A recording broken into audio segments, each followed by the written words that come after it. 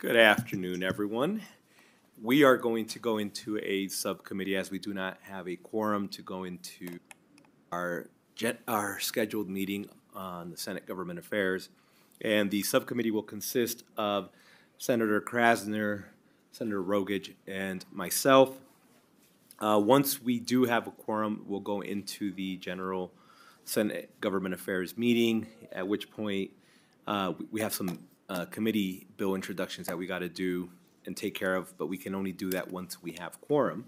Luckily, in subcommittee, we can still have hearings, and we're going to get creative and make it work. So with that, I want to give everybody just the lay of the land with today's agenda. We're going to start off with Senator Taylor's SB 358, followed by Senate Bill 296, Senate Bill 380, and then lastly, Senate Bill 381.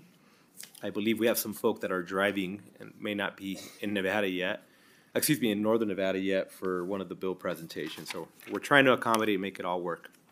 And with that, I'd like to invite Senator Taylor to please come, and at this time we'll be hearing Senate Bill 358.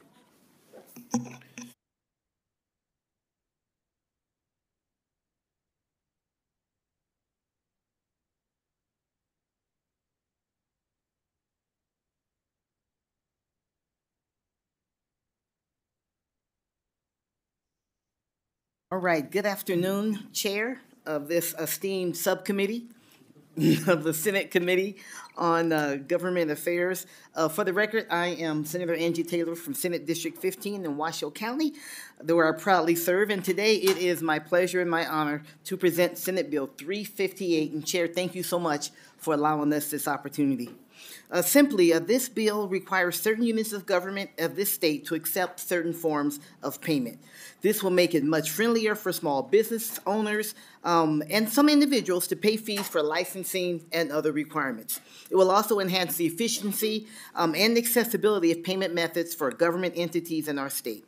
By expanding the forms of payment accepted by these entities, we can better serve our citizens and streamline their interactions with government agencies. A conceptual amendment will also clarify that this includes payments from business entities only.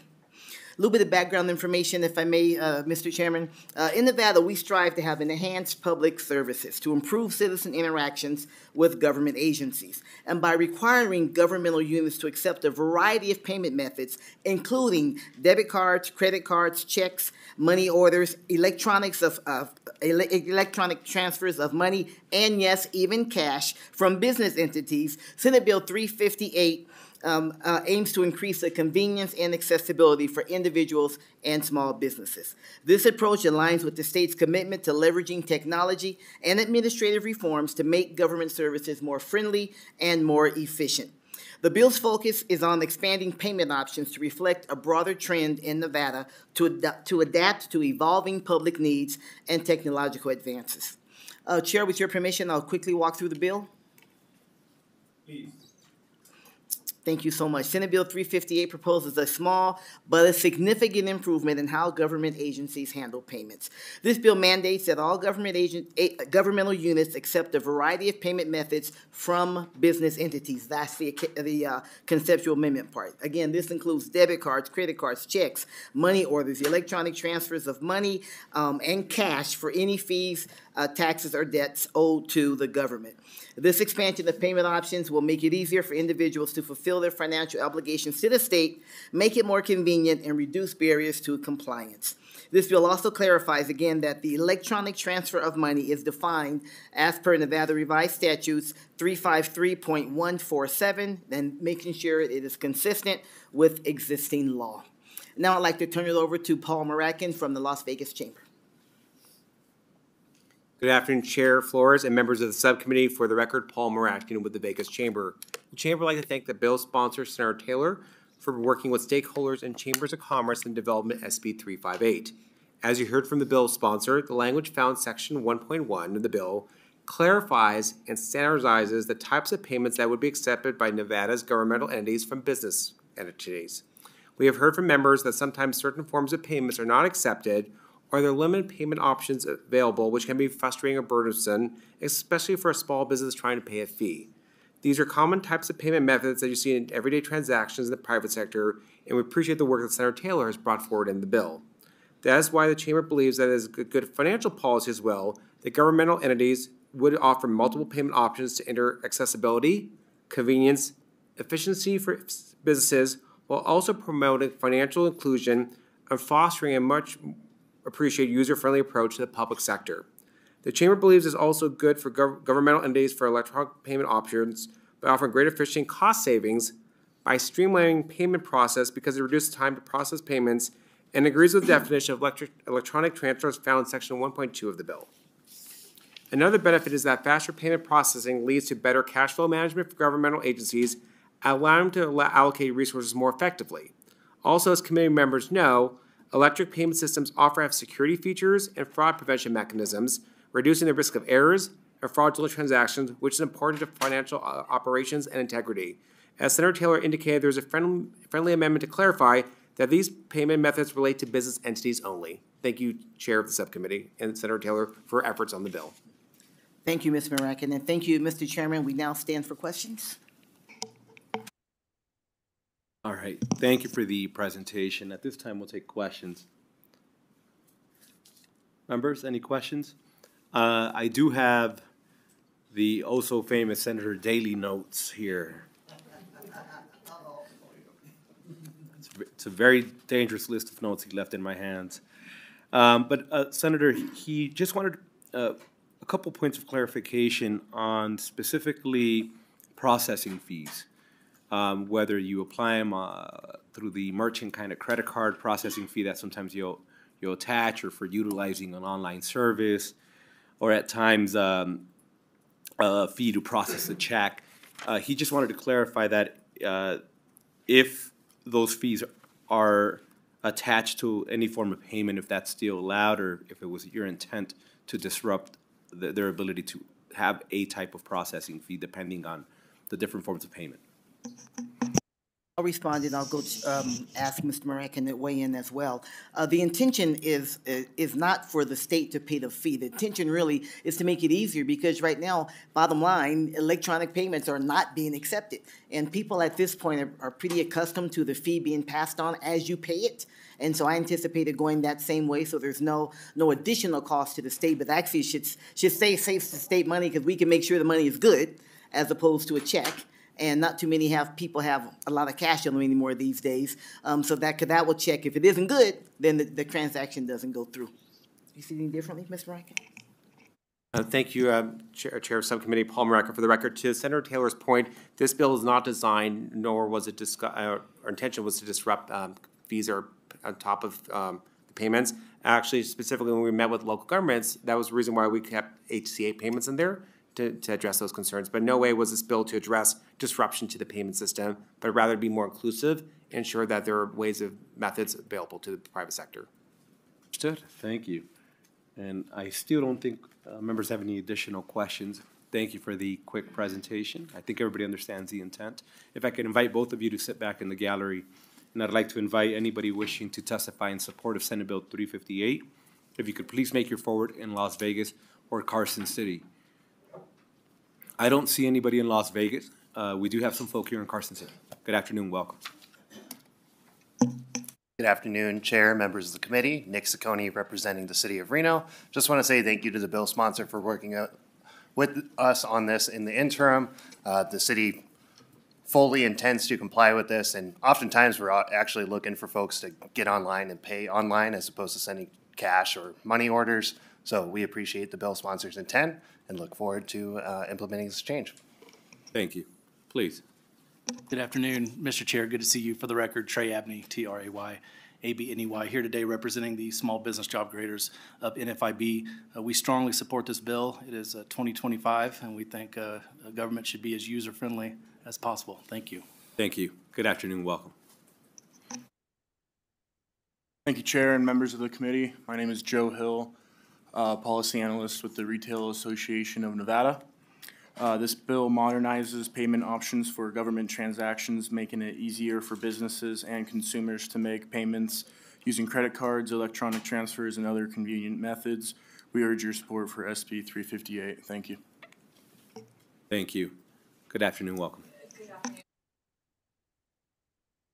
Good afternoon, Chair Flores and members of the committee. Joanna Jacob on behalf of Clark County. I'm here in support of the bill as amended. It was our friendly amendment that Senator Taylor mentioned because of our clerk's office, which is open 24 hours a day and has kind of transitioned away from cash because they have remote locations and doing marriage licenses. We knew the intent of this bill, having been in the conversations with Senator Taylor and the Vegas Chamber about trying to help people move along in the business licensing process. Often we find in our Office of Business License that the failure to be able to get your licensing board fees paid at the state level because of some of the barriers on the payment may delay ultimately your local business license. So we think this is a positive step, and thank you to Senator Taylor and the Chamber for our friendly amendment, and we're here in support as amended. Thank you. Thank you for joining us. Good afternoon, welcome. Good afternoon, Chairman Flores, members of the committee. My name is Tom Clark. I'm here on behalf of the Reno-Sparks Chamber of Commerce. Very much in support of Senate Bill 358 and very much appreciate Senator Taylor bringing this particular bill forward. I think I heard the tail end of my colleague's testimony that we did work diligently with the senator to come up with and craft this particular piece. We know that it's going to be a benefit to all businesses across the state, not just the ones that are with the Reno-Sparks Chamber of Commerce. Thank you. Thank you. Anybody else wishing to testify in support? Seeing none, BPS, we'll go to the phone line. Anybody wishing to testify in support over the phone? Chair, your public line is open and working, but you have no callers at this time. Thank you. At this time, I'd like to invite anybody wishing to testify in opposition to Senate Bill 358. Seeing none in Carson City or Las Vegas, BPS, anybody wishing to join us over the phone in opposition? Chair, you have no callers at this time. Thank you. Next, we'll invite those wishing to testify in the neutral position for Senate Bill 358. Good afternoon. Welcome. Typically, we have your presence in Commerce and Labor. We don't get very much of you in Government Affairs.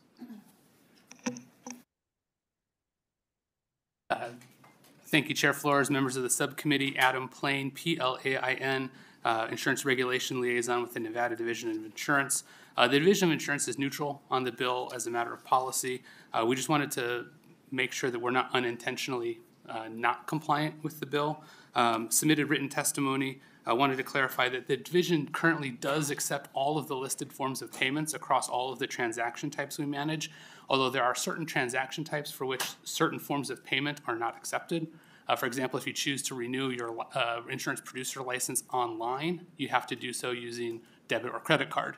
If you want to use check or money order, you need to do it through a paper application in the offices of the division. You can't use a money order to renew online.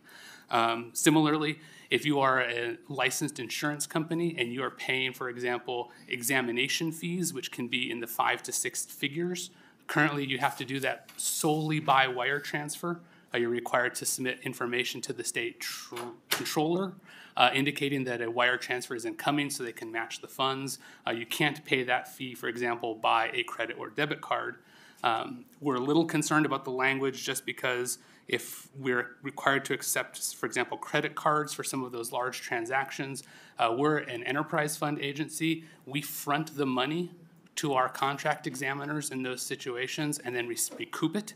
If we can only recoup the actual cost incurred but have to, for example, pay transaction fees, that will affect our enterprise fund budgeting. And our understanding, based on the language of the bill, is that we have to accept all of the listed forms of payments for every single type of transaction, which we currently don't do. We're happy to work with the bill sponsor, Senator Taylor, on this, and Mr. Muradkin to clear up our concerns, but just wanted to put those on the record. Thank you. Understood, and I'm sure offline we'll be able to get some clarification on that. Thank you for joining us today. Is there anybody else wishing to testify in the neutral position for Senate Bill 358? Seeing none in Carson City or Las Vegas, BPS, do we have anybody wishing to join us over the phone in the neutral position? If you would like to testify neutral, On SB 358, please press star 9 now to take your place in the queue.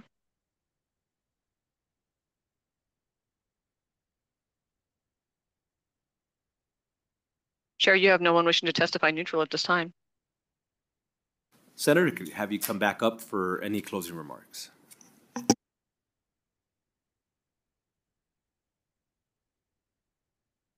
Thank you so much, Chair Torres. Angie Taylor, Senate District 15, for the record.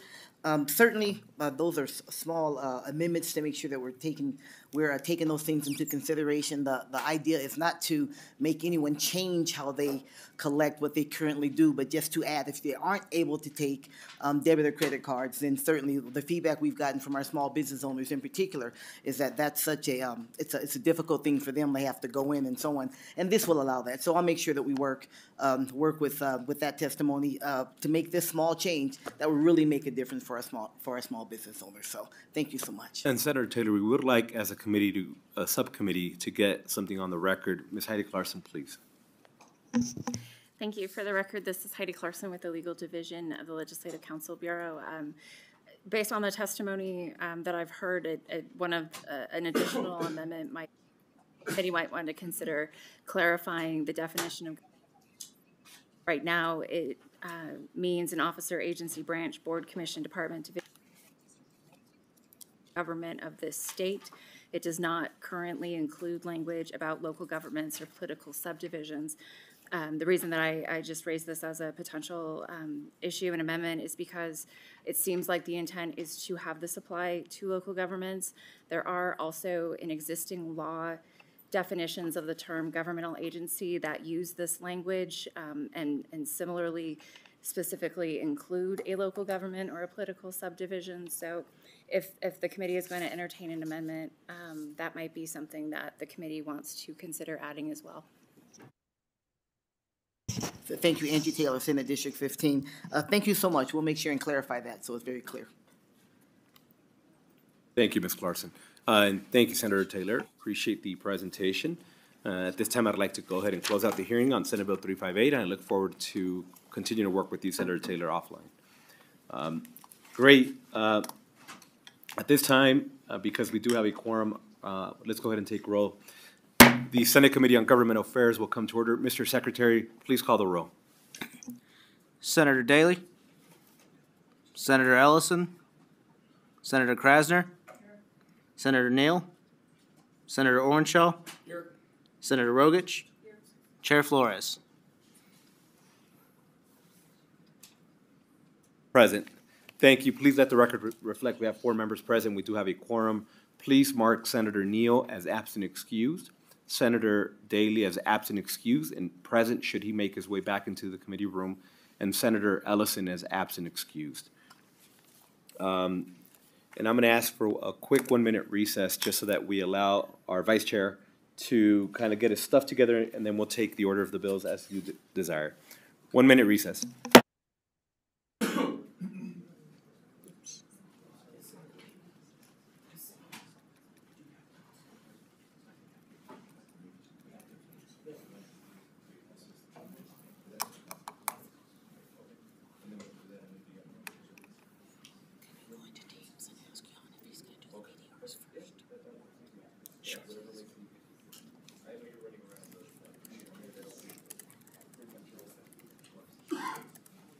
The Senate Committee on Government Affairs will come back to order.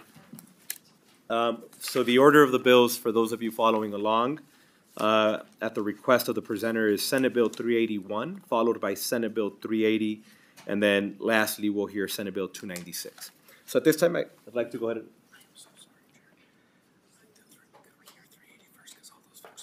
380?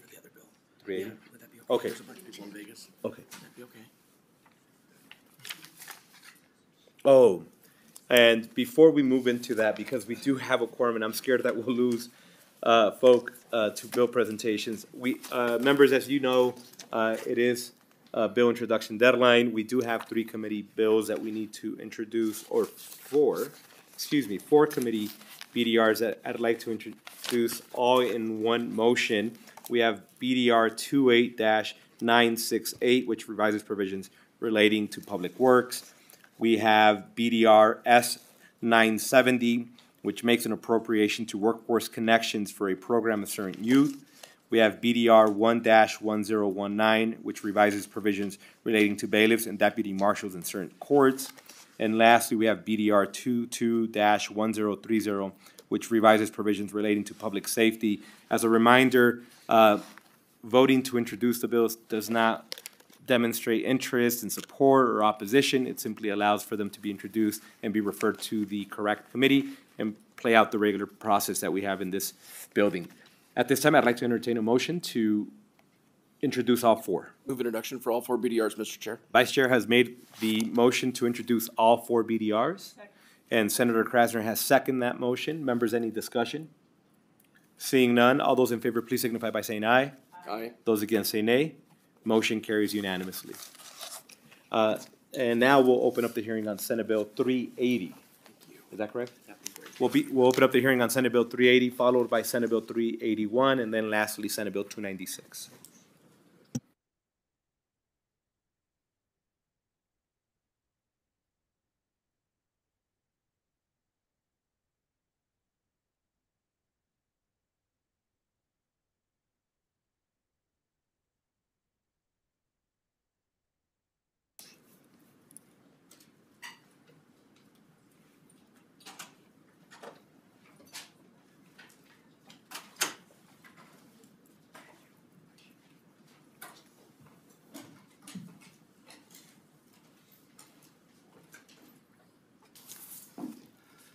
Good afternoon, Chair Flores, members of the Senate Government Affairs Committee. For the record, James Orenshaw.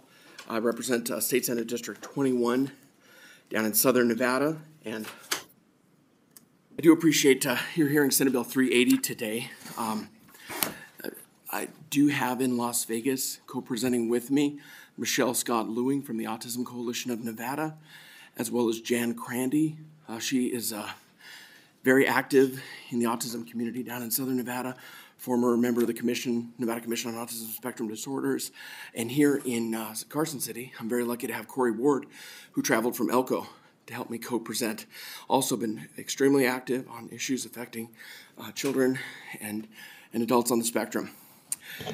Senate Bill 380 revises provisions relating to autism spectrum disorder. Specifically, the bill does two things.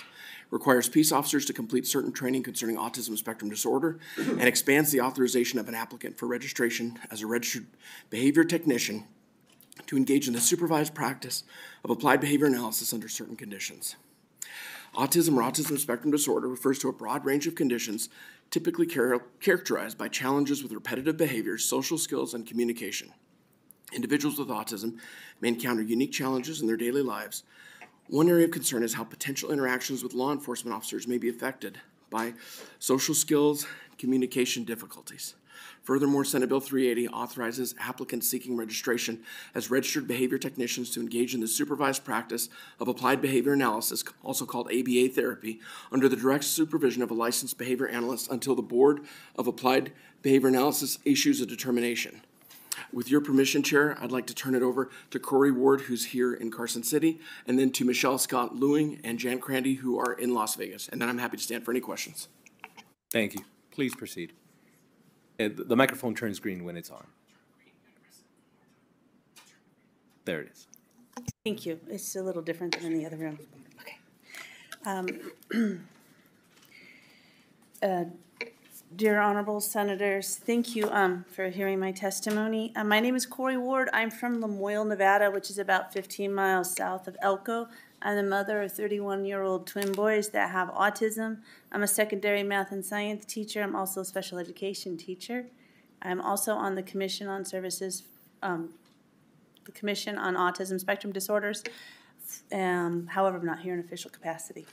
I'm here to express my support for SB 380. This bill helps build the registered behavior technician workforce. The RBTs are direct line of staff that implement ABA treatment for people with autism. RBTs do not create the treatment plans, rather they implement the plan under the watchful eye and oversight of their board-certified behavior analyst. BCBAs are responsible for actions of their RBTs. RBTs are completing their training, and the problem we have right now is RBTs are completing their training and paying their fees and then having to wait 12 weeks for a job as they're waiting on their licensure. This 12-week time delay is causing potential licensed RBTs to drop out of the specialized workforce. Nevada needs to do better to get RBTs to work. Please support SB 380 to increase the number of children and adults that have access to ABA. Thank you, Chair. And with your permission, if we could go down to Las Vegas. Thank you so much. I'm Michelle Scott-Lewing. That's SCOTT-LEWING. Thank you so much, Chair and committee members and Senator Orenshaw. Thank you so much for having us. So I am the president for the Autism Coalition of Nevada for the last 15 years. I'm here to provide support for SB 380.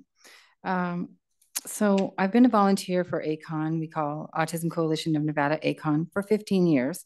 However, my day job is a medical education officer for over 33 years in quality assurance and risk mitigation, which provides me with the experience to identify areas that need improvement to prevent physical injury and undesirable outcomes. So I have that, sort of in my hip pocket as my platform for really wanting to support police law enforcement training.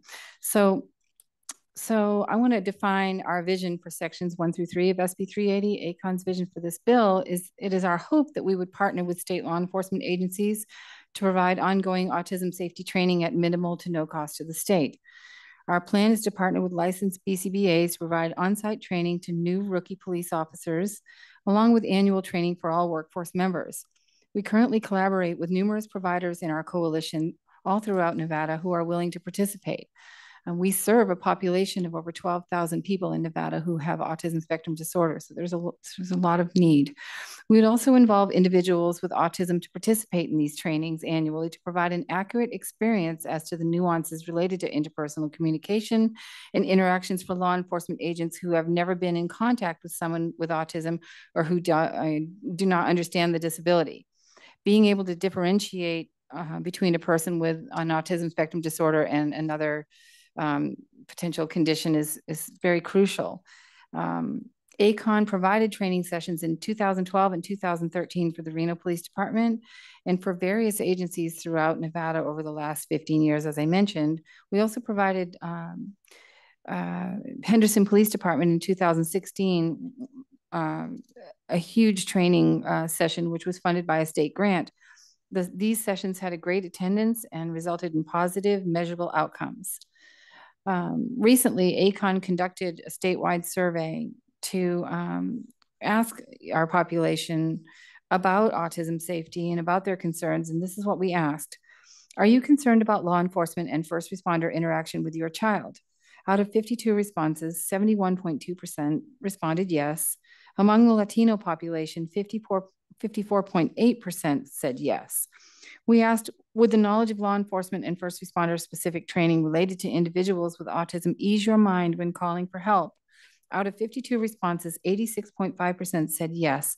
Among the Latino population, 67.7% said yes. I want to swing back and talk about my son.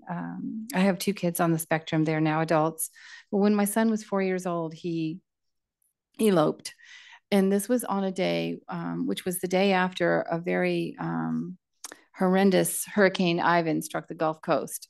So on that day, fences were down, swimming pools had turned jet black, electric wires were down. It was, if you can imagine, just absolute chaos. My son went missing for 30 minutes, the longest 30 minutes of my life. So we reached out to law enforcement. Of course, they responded. Of course, they had the right heart to come and help and try to, find my son. But because they didn't understand autism and they didn't understand the nuances of autism, they were concerned about how can they best help other than obviously start searching. So fortunately, we found him 30 minutes later, hiding in someone's house in a closet because he was frightened. But what I did learn that day was that there was a definite disconnect between law enforcement and autism, and just understanding that, the first place you look is water.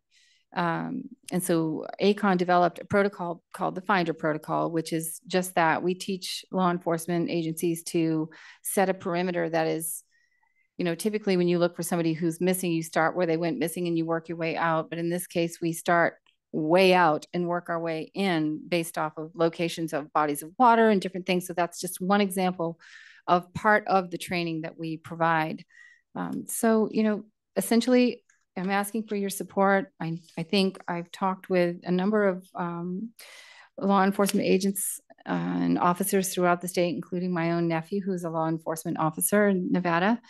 And the need is there, and we would like to help make that happen and make sure that the training is mandatory, because I think without it being mandatory, it has a tendency to be not as focused on as it should be. And right now, with the numbers that we're looking at in increase in autism numbers, right now we're at 1 in 36, but it's a general consensus right now that, you know, based on the trajectory over the last 15 years, where in 2000, it was 1 in 150 children had autism. Today it's 1 in 36, but we're anticipating that it's going to move to about 1 in 25 in the next release from the CDC on actual numbers. So we're talking about a constant level of impact in every community in the state of Nevada, if not the United States. So this is why we're asking for your support in this, and we very much appreciate it. Thank you so much. Thank you. Chair Flores, I believe Jan Crandy is also down in Las Vegas. With your indulgence, if she may speak. Please, welcome. Senator Flores and committee members, I'm grateful to be here today. Thank you for your time. For the record, my name is Jan Crandy, C-R-A-N-D-Y. I served on the Nevada Commission on Autism as the chair for many years, and I was an advocate and part of the team who helped with drafting the original bill language for the registered behavior technician, the insurance bill that covered autism, and the creation of the Nevada Board of Applied Behavior Analysis. Our intent then with the RBT was to promote access to the workforce of RBTs by having a registry. It was never to create barriers to building a workforce. I am here to outline and define intent of Section 4 of SB 380, which amends the Practice Act for Applied Behavior Analysis as follows: to allow for an applicant for state registration who has met the qualifications for the Registered Behavior Technician, RBT, as prescribed by NRS 641D-310 after submitting the fee required to engage in the practice of applied behavior analysis under supervision as currently defined in the law. A registered behavior technician is a paraprofessional who works under the direction and supervision of a licensed behavior analyst, a BCBA, to implement applied behavior analysis, ABA treatment, intervention, collect data, support individuals, particularly those with autism, in developing skills and reducing behaviors. RBTs receive their certification from a nationally recognized organization called the Behavior Analyst Certification Board. NRS 641D.100 defines a registered behavior technician in Nevada. RBTs are background checked as required as part of the certification process. Once certified, the RBT submits an application to the Nevada Board of Applied Behavior Analysis to become registered in our state. Currently, the state process must be completed prior to the RBT delivering billable treatment. The current law allows for this process to take up to 120 days. Providers are reporting this timeline is too long and costly. Nevada needs to do everything we can to build an adequate workforce to treat all individuals with autism. Not having RBTs creates waitlist and limited available treatment hours. Any way we can streamline the process is a plus for everyone. The intent of SB 380 is to allow a certified registered RBT who has submitted all the required documentation and fees to the Nevada Board of Applied Behavior Analysis and is pending state registration to practice billable applied behavior analysis under the supervision of a Nevada licensed behavior analyst while waiting for the state to complete their process. Some supporting facts. The RBT must receive ongoing supervision as defined and required by the Behavior Analyst Certification Board and NRS 641D.610. The licensed BCBA is responsible for all services that the RBT provides. Our intent is not to increase the workload of the State Board of Applied Behavior Analysis. We recognize the hard work of our state board. Nevada is one of only 4 states that require this additional state registration. Therefore, insurance companies are used to checking the National Behavior Analyst Certification Board to determine if an RBT is certified. There is no reason why they can't do that in Nevada during this time period. The certification process is already requires a background and abuse check, registry check, and states it must be comparable to those required by home health aides, child care professionals, and teachers in the community where the RBT provides services. We are not asking the state to stop doing their additional background check.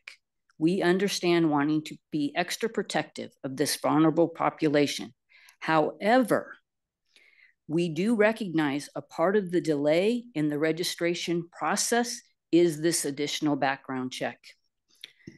To ease the state board and this committee, we would encourage all providers and provider companies to utilize LiveScan, as that's what the board uses, for that initial certification background check.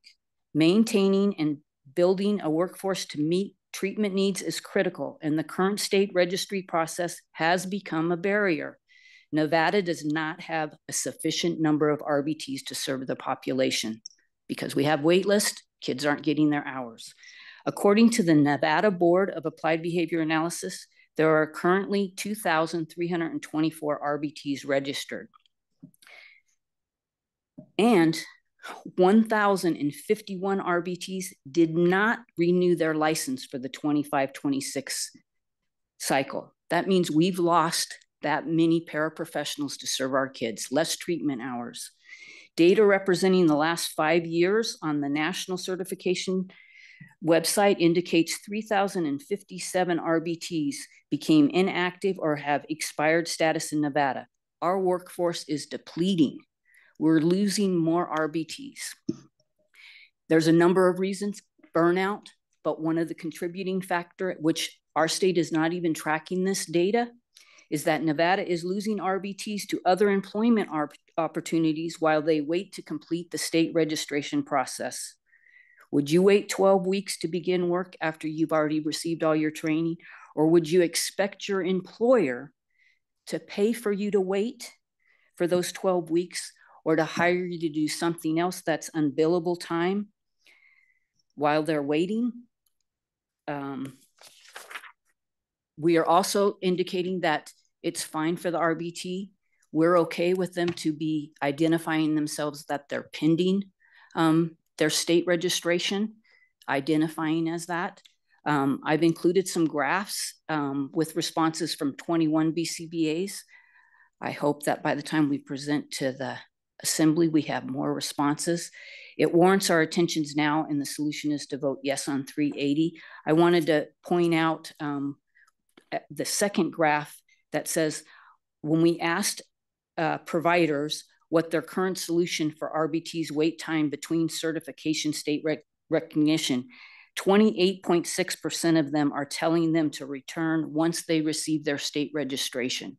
So 28% of the RBTs that have gone through the certification process are just out there. Of course, they're going to get another job if they're not getting paid to wait.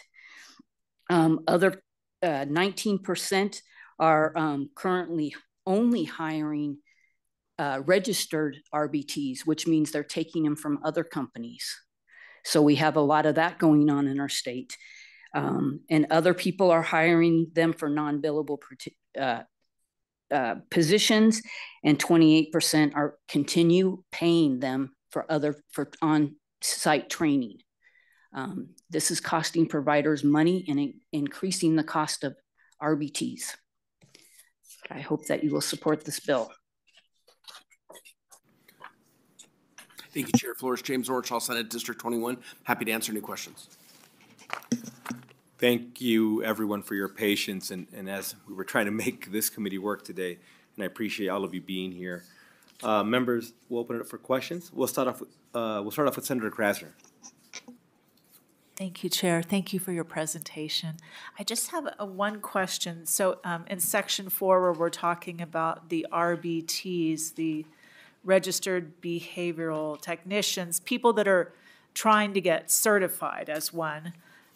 So during that waiting period, they're doing a background check. Is that what's going on during that period that could be up to 12 weeks? They are certified already. They're in the state process to become registered in our state. They're doing an additional background check. They have already been background checked to meet the certification. So they are certified, they've been background checked and abuse registry checked. And I included a form to show you how the certification requests that.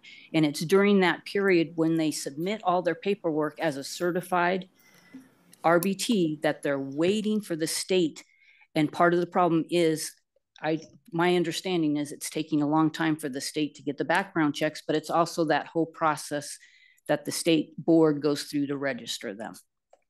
And if I could just remind you to please state your name for the record.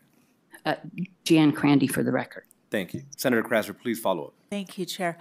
So what we're dealing with people who have developmental disabilities, so they're a vulnerable population, and we're proposing in the bill to let someone who hasn't passed a complete background check work with them. Could that be dangerous? Oh, they have completed a background check, and now they have to have another background check by Nevada. Okay, and they already have had a background check, abuse check registry. For the record, my name's Jan Crandy. Sorry. Thank you. I got that, Chair. If I could follow up. Please follow up. So, what are they looking for in this additional background check then? It was in our state it was in the law, so that's why it's being done again. And we're not asking them to stop doing it. It's fine to do it. We just want to have the people working.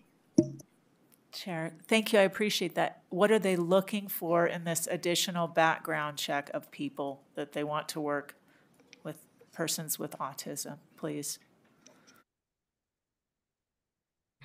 Jan Crandy for the record.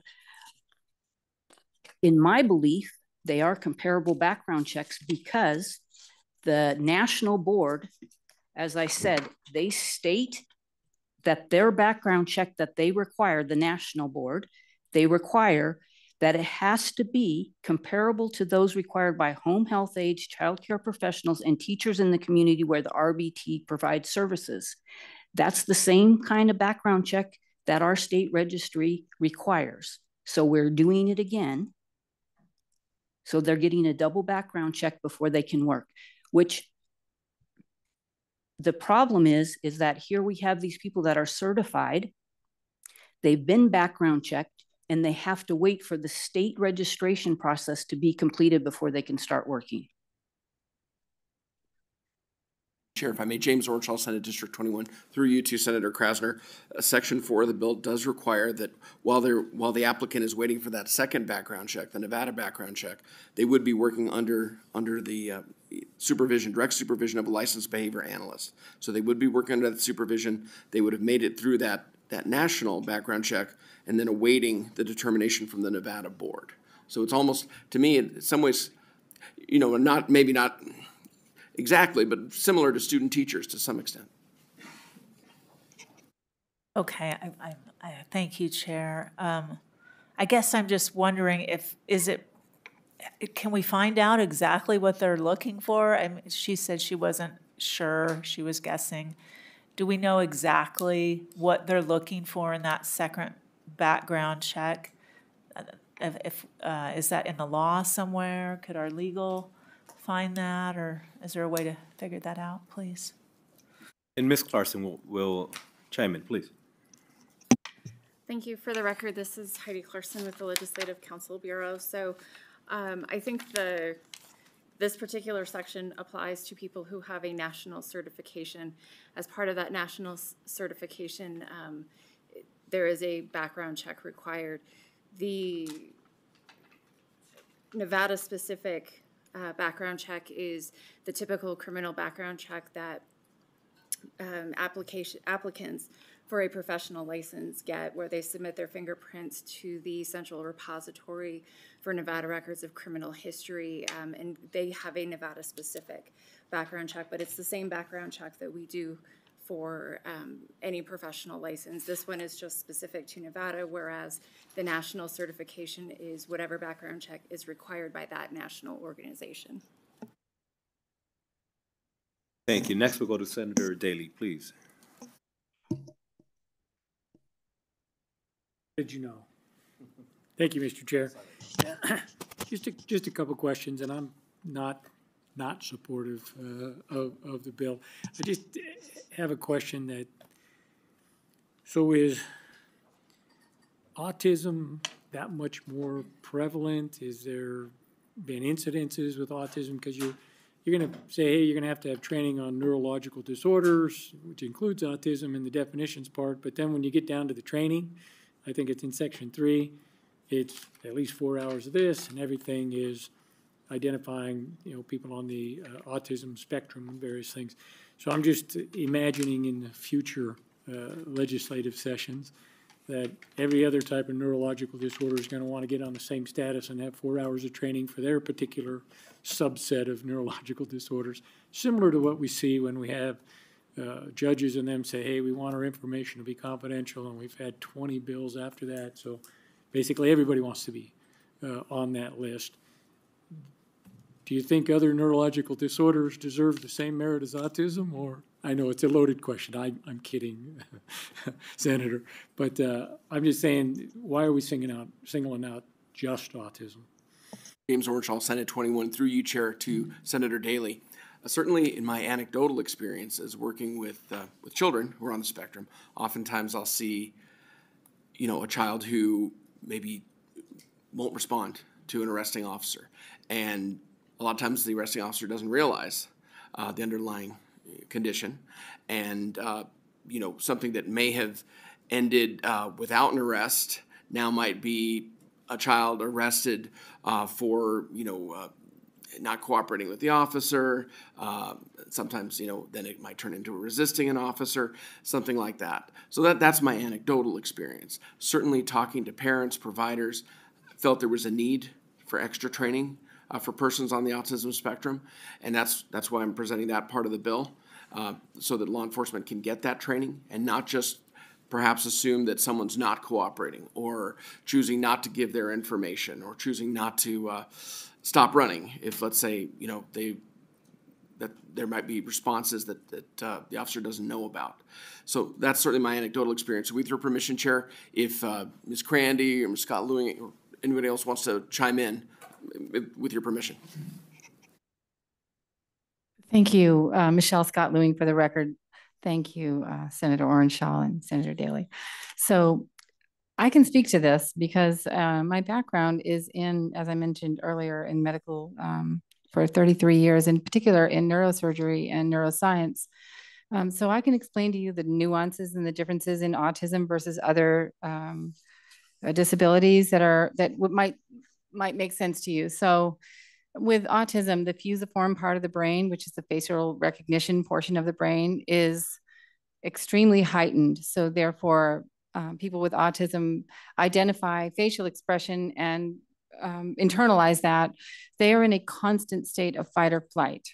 So that's the amygdala, which is inflamed typically. And so their responses are different than the average other person with a disability. So they do not make eye contact. They perceive anything that's not a big happy face and a smile as a potential threat. And that is not by choice. That is just an automatic response. And so typically they will flee.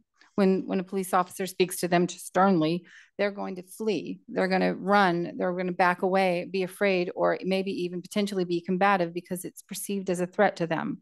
And so these are the types of things that we teach in specific training for law enforcement, specifically for autism. And another aspect of autism is also the sheer size and strength of individuals on the spectrum, sometimes because of endocrine disruptions in their bodies, they're much larger, much stronger.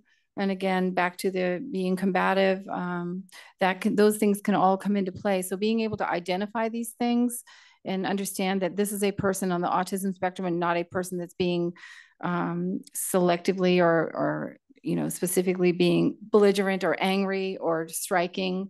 A lot of times they flail, and that's another component to it. Now, I know my son, when he was younger, he would run or he would fight. So there's, I've been headbutted and kicked in the stomach and got a black eye and different things, and not because he was trying to hurt me, but because he was in fight or flight. So we want to teach these things and try to make the job for police officers easier to navigate a person with autism, instead of automatically assuming, well, this person is, being belligerent, or they're maybe on some sort of substance or what have you. So, yeah, or they're perceived as a threat. Thank you. Follow up, please. And thank you. And I suspect that might be some of the answer. And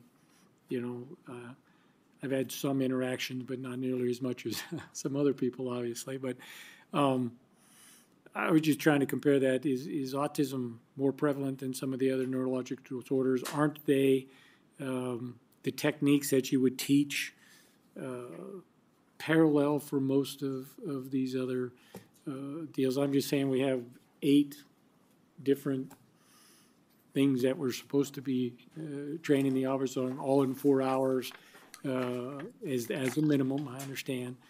But I know if I was an advocate for some other type of neurological disorder, I'd be advocating to say, hey, you need to train them on the one I'm advocating for as well. That's all I'm trying to just get out. If autism can be justified for this because it's much more prevalent and it's going to be 80% of the disorders you come across, that's one thing. That's what I was looking to find out. Yes. May I speak to that one more time? Michelle Scott Lewing for the record. Please do. So yeah, in answer to your question, it is more prevalent. And then, as a person, so I have the heart of inclusion. So yes, my children have autism and I am an advocate for autism, but I'm also an advocate for all people with disabilities across the board, whether it's Down syndrome or diabetes or you name it, all the different types of fetal alcohol syndrome. We can go on and on about different types of disabilities, but I will say that identifying the difference in autism versus other disabilities, yes, there's a stark contrast. And I think for a person that's confronting somebody perhaps with Down syndrome, I'm going to use that as an example. Typically, they're not combative. And typically, they're not going to run or they're not going to fight based on their temperament. And it's always so precious and wonderful. So with autism, same thing, only with autism, they do respond with fight or flight, and not always, but a lot of the time. And so that's why we're here talking about this. If we, for 1 minute, as advocates in this community, in the statewide community for people with disabilities, thought that this bill needed to be,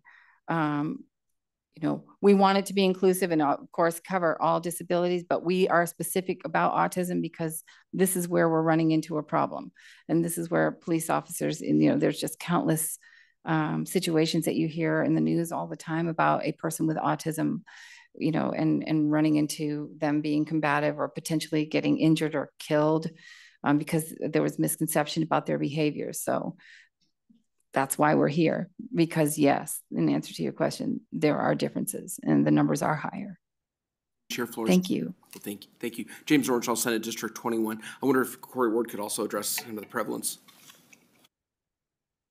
Corey Ward for the record. My sons are 31, and when they were born, the autism rate was 1 out of 2,500 kids. The autism rate now of 8-year-olds is 1 out of 36. So it's a really big increase. Also, why the special training for individuals with autism, for police officers for individuals with autism, is a hidden disease. It's hidden. You can't see it when you're approaching somebody. You can tell by their behaviors, but their behaviors may mimic something else. So it's just giving somebody a better eye to know what to look for, to discern if it is somebody that is on the spectrum or somebody that's maybe not, but is displaying similar behaviors for different reasons, I guess. Okay. I'm just going to say, I'm from Elko, and we have not had any problems. And all the police officers there have been great when situations have arisen. But I think this would be a phenomenal training. We have had problems where, while my son's out and about in the community, his staff has been attacked by ex-boyfriends and things like that. And so strange things happen. And it would be really good for any law enforcement showing up to know how best to approach an individual with autism. And thank you all for your questions, and thank you for walking us through those. At this time, I'd like to invite you both to sit back in the gallery. And I'll invite anybody wishing to join us in support of Senate Bill 380 to please come forward, either in Carson City or Las Vegas.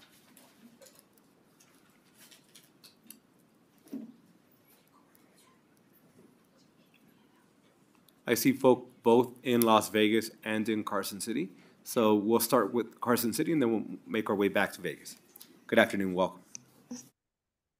Chair Flores, members of the committee, good afternoon. For the record, Jordan Ross, Constable of Laughlin. I did not intend to speak to this bill, and to be perfectly honest, half an hour ago I didn't know it existed. I cannot speak to the certification issues that were discussed, but I can speak to the issue of the potential for traumatic interaction with law enforcement with vulnerable persons, veterans with PTSD, people with visual and auditory challenges, people with medical conditions that can be mistaken for alcohol or drug use. We certainly see this in my office. I mean, like, see it, live it. Some of the things that we are required to do, evictions, vehicle repossessions, property seizures, these can be very traumatic to people. And if someone is a vulnerable person, this can be an issue. So the professional thing I would like to address was the discussion about training for police officers and other peace officers. I want to point out that the State Department of Public Safety has several very good online training courses. My own agency use these courses. It would be perhaps one of the fastest ways to get some of this training out if there could be cooperation from these groups with DPS to produce another online training. Several of those online training courses, I should also point out, do deal with behavioral issues. The reason this is a personal issue for me and why I was so struck by it, my wife and I are the parents of a 39-year-old adult autistic. Originally, before the concept of the spectrum, he had been diagnosed with high-functioning autism, sometimes referred to as extreme Asperger's. I have seen up front how he has been traumatized, coming back from California on the Amtrak once with my son. 2 gang members got into a fight, and the assistant conductor and I spent about the last 35 miles holding them apart until we got to the Needle Station, where the San Bernardino County sheriffs were able to take them into custody. My son, who is not a small person, I'm not a small person. He's 3 inches taller than I am. He's a very big, heavily built person. Panicked, ran into one of the restrooms and hid. In fact, after we got the gang members arrested, the train couldn't take off because they had to go find him. They finally found him in one of the restrooms.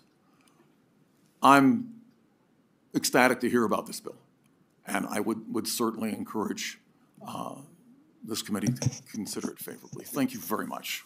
Thank you for joining us. Please. Hello, Chair, Chair Flores, and esteemed members of the committee. My name is Devin Ashoff, DEVENASCHOFF, with Toro University, Nevada. We definitely support SB 380 and we'd like to thank the sponsor for his bringing forth this bill and remind that we at Toro are very proud of the incredible work we do at the Pierce Autism Center. And again, thank you guys for hearing us and the Senator. And thank you for joining us. Seeing no one else in Carson City, we'll go to Las Vegas. Whoever wishes to go first. Good afternoon, Chair Flores and members of the committee. My name is, if I can get it out, my name is Eric Lovas. I'm president of Lovas Center here in Las Vegas. We have sites in Spain as well. I've been in the field for over 30 years, 29 of them. I'm going to speak on both of these issues, please.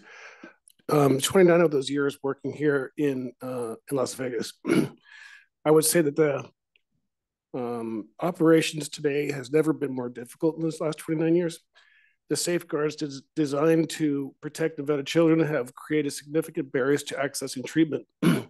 Most individuals working one-to-one with children with autism are young. They're just entering the workforce. They've probably graduated college, graduated high school, going into college, and they're looking to make a difference in the community.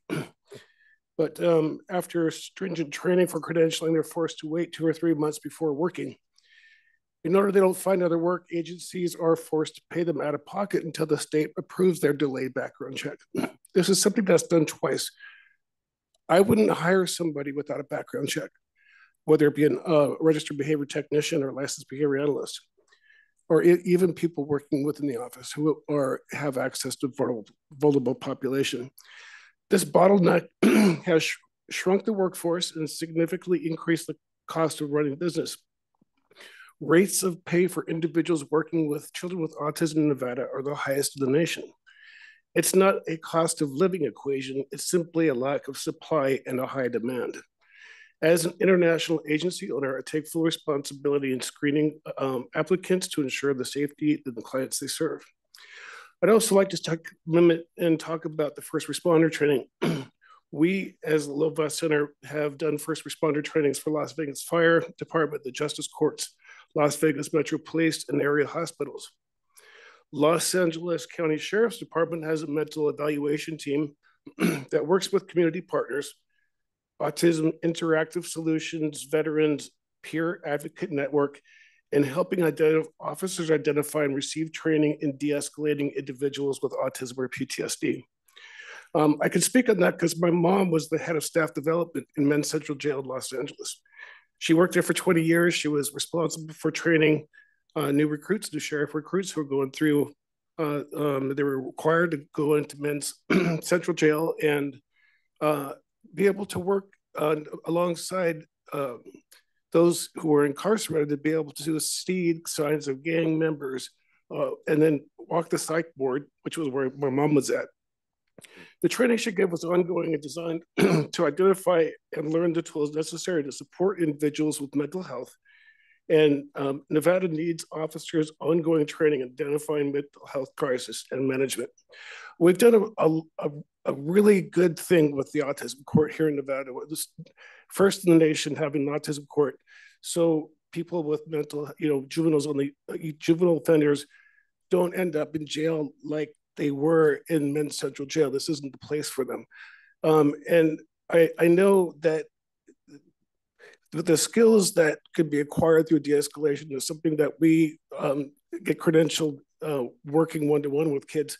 It's effective, and the strategies identifying and de-escalating our population can be brought into the police department and such like that. Thank you. And thank you. Next person in support, please.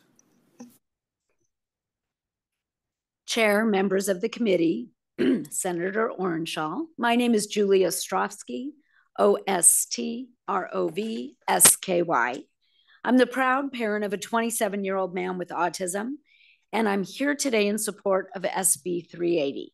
It's a fantastic bill that will protect a population that is often misunderstood. Our peace officers do a fantastic job of keeping our community safe. However, not everyone in our communities sees the world the same way. Increasing and improving training to better understand and identify and help Nevada citizens in a positive way for all of our peace officers and our residents with autism is beneficial. I'm going to throw out, I was a corrections officer. So I think this is amazing because of what I saw in the facilities when I was there. And also, unlike the first gentleman who spoke, I'm 4'11", my kid's 5'4". But when he gets scared or stressed, he turns into the Incredible Hulk. And being able to de-escalate that and identify that is incredibly important. Today, though, I would like to focus on the licensing of registered behavioral technicians. We can never have enough RBTs in Nevada. As the number of people diagnosed with autism increases, so must our workforce. An inadequate workforce leads to wait lists and access to services and fewer treatment hours. 90% of the children with autism who do not receive treatment will need some type of lifelong support. Let's help our future generations now and not kick the expenses down the road. It's hard working with people with autism. Trust me. My son, 27 years old, he's amazing. He's smart. He's outgoing. He's nonverbal. He's never said a word. When he gets scared, he's going to act out physically. But he had access to interventions when he was young, and he thrives today. And we've worked to help him de-escalate. But someone who can't identify who he is as a person might trigger something differently. Bureaucracy should not be the reason kids don't get the services they need.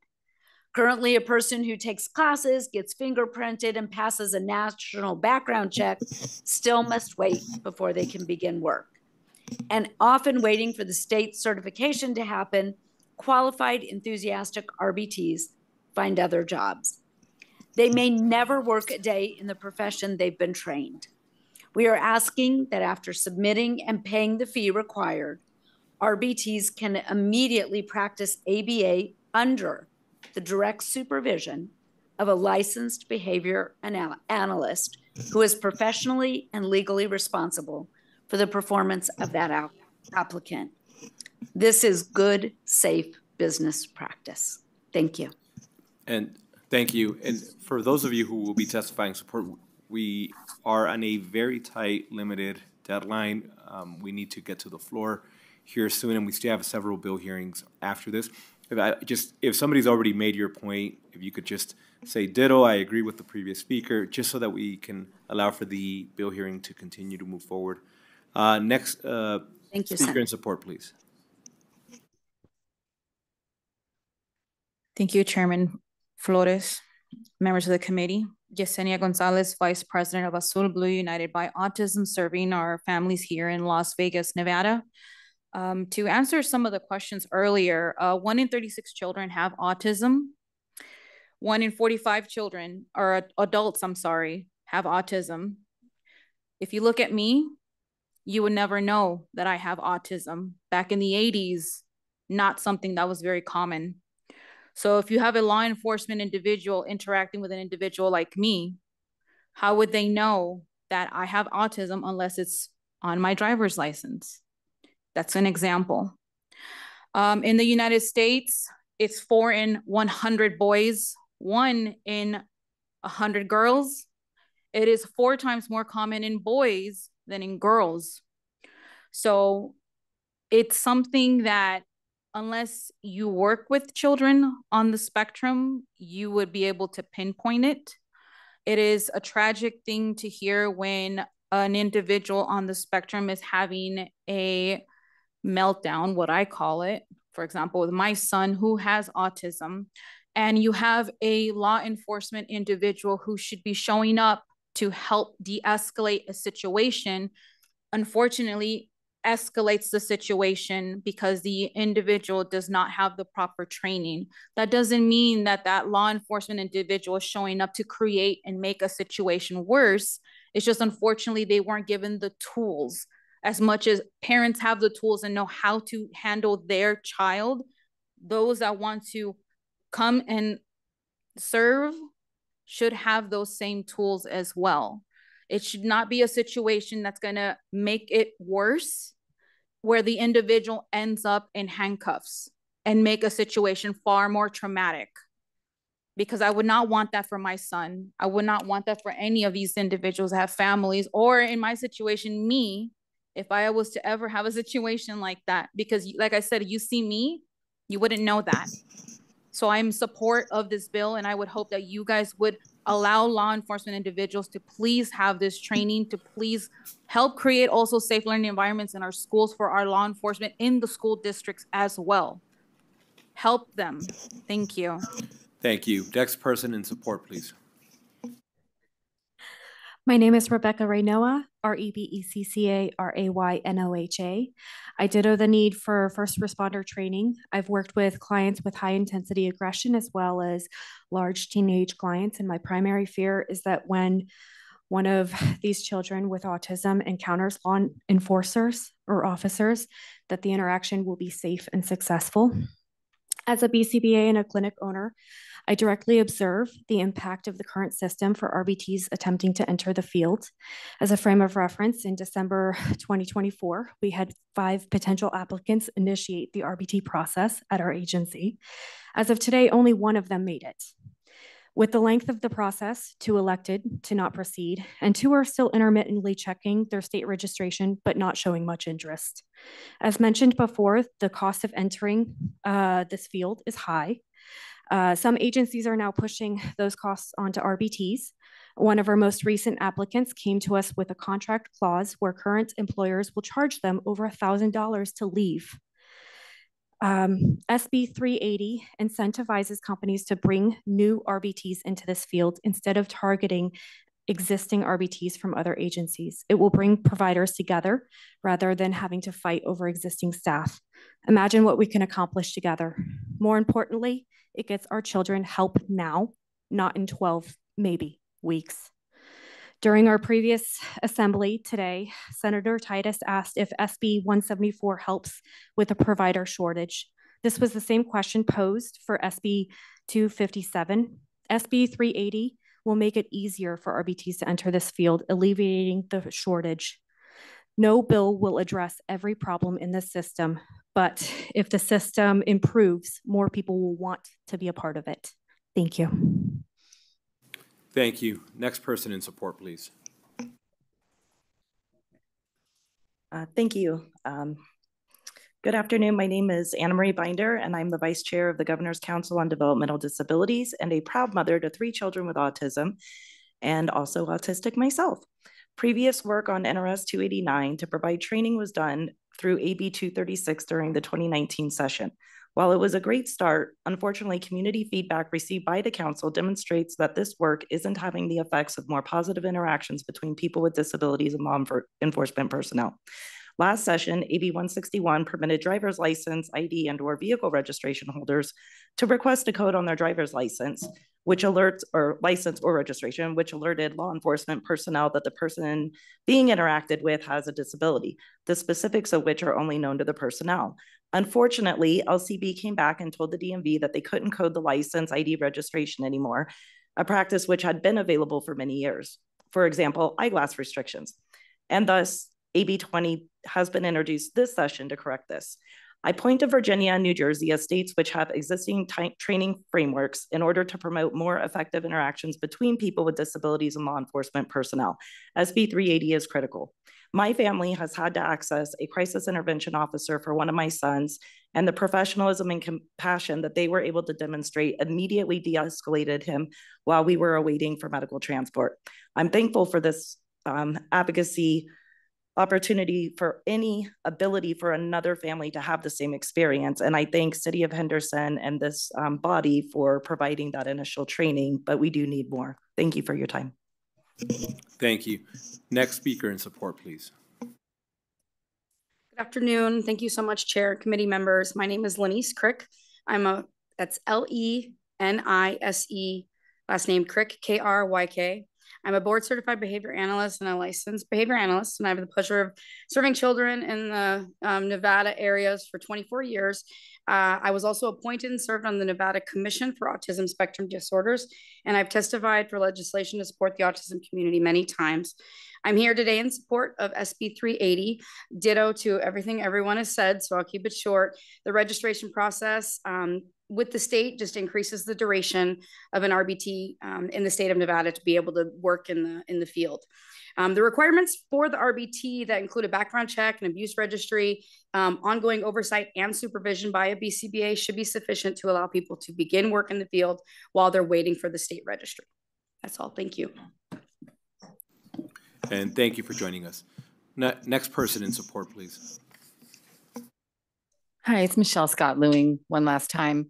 Just two very quick things. With regard to Section 4 of SB 380, I just wanted to mention that for what it's worth, I know that when we had to bring in traveling nurses into the state of Nevada, there was a licensing issue there, but it was because of the pandemic that was opened up quite, really opened wide open, and they were able to practice nursing in the state of Nevada while they waited for their background checks to be completed. So, I mean, there is precedence there for that sort of situation to occur. So it might be worth looking at to see, how is that achieved, and could that same thing apply to the RBTs while they wait for that second background check.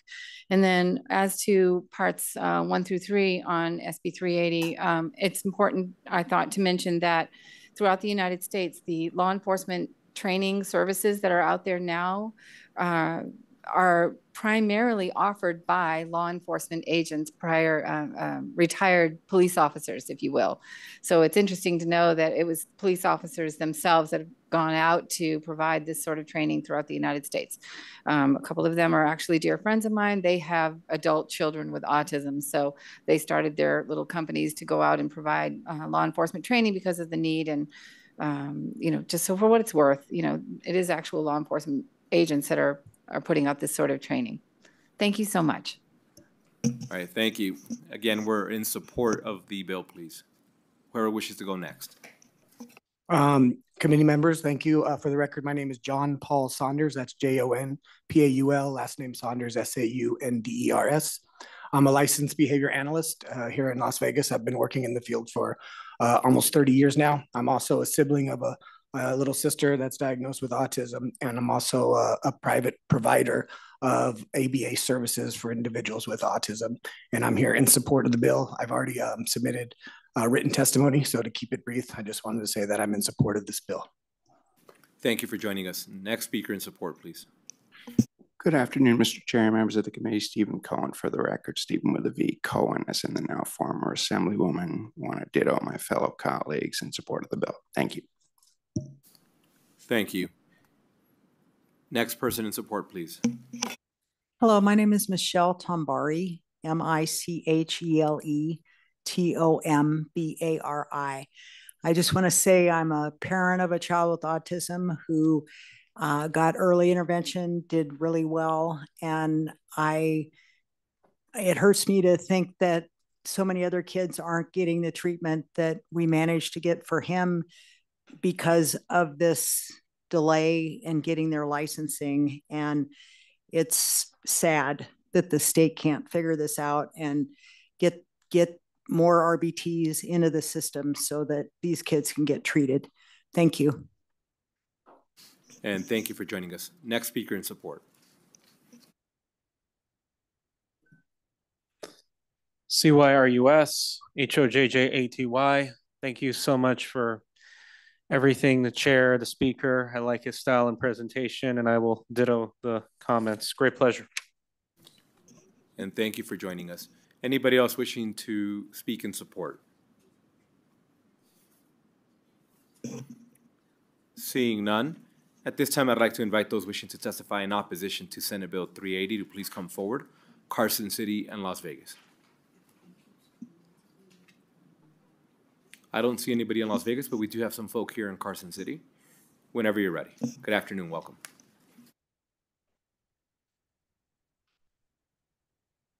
Good afternoon, Senate Government Committee Chair and members. For the record, my name is Dr. Bridget Fernapple, and I'm the current chair of the Nevada Board of Applied Behavior Analysis.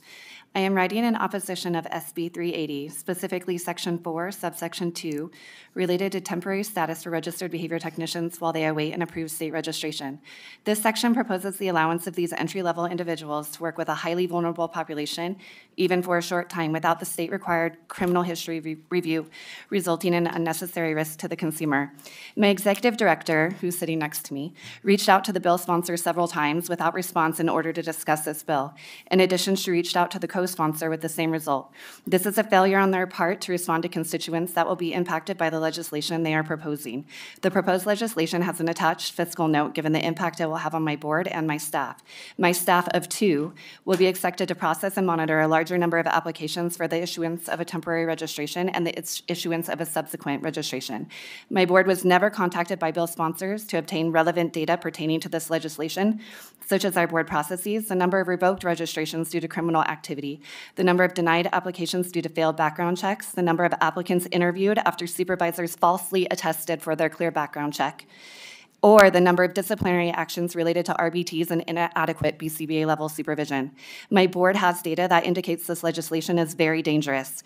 This information is highly relevant, and I cannot emphasize enough the impact of its lack of inclusion. Undoubtedly, the reason for this proposed change is due to the delays and costs associated with receiving the required state and federal background clearance reports. This has been an unpopular requirement since it was included when the statutes were initially approved.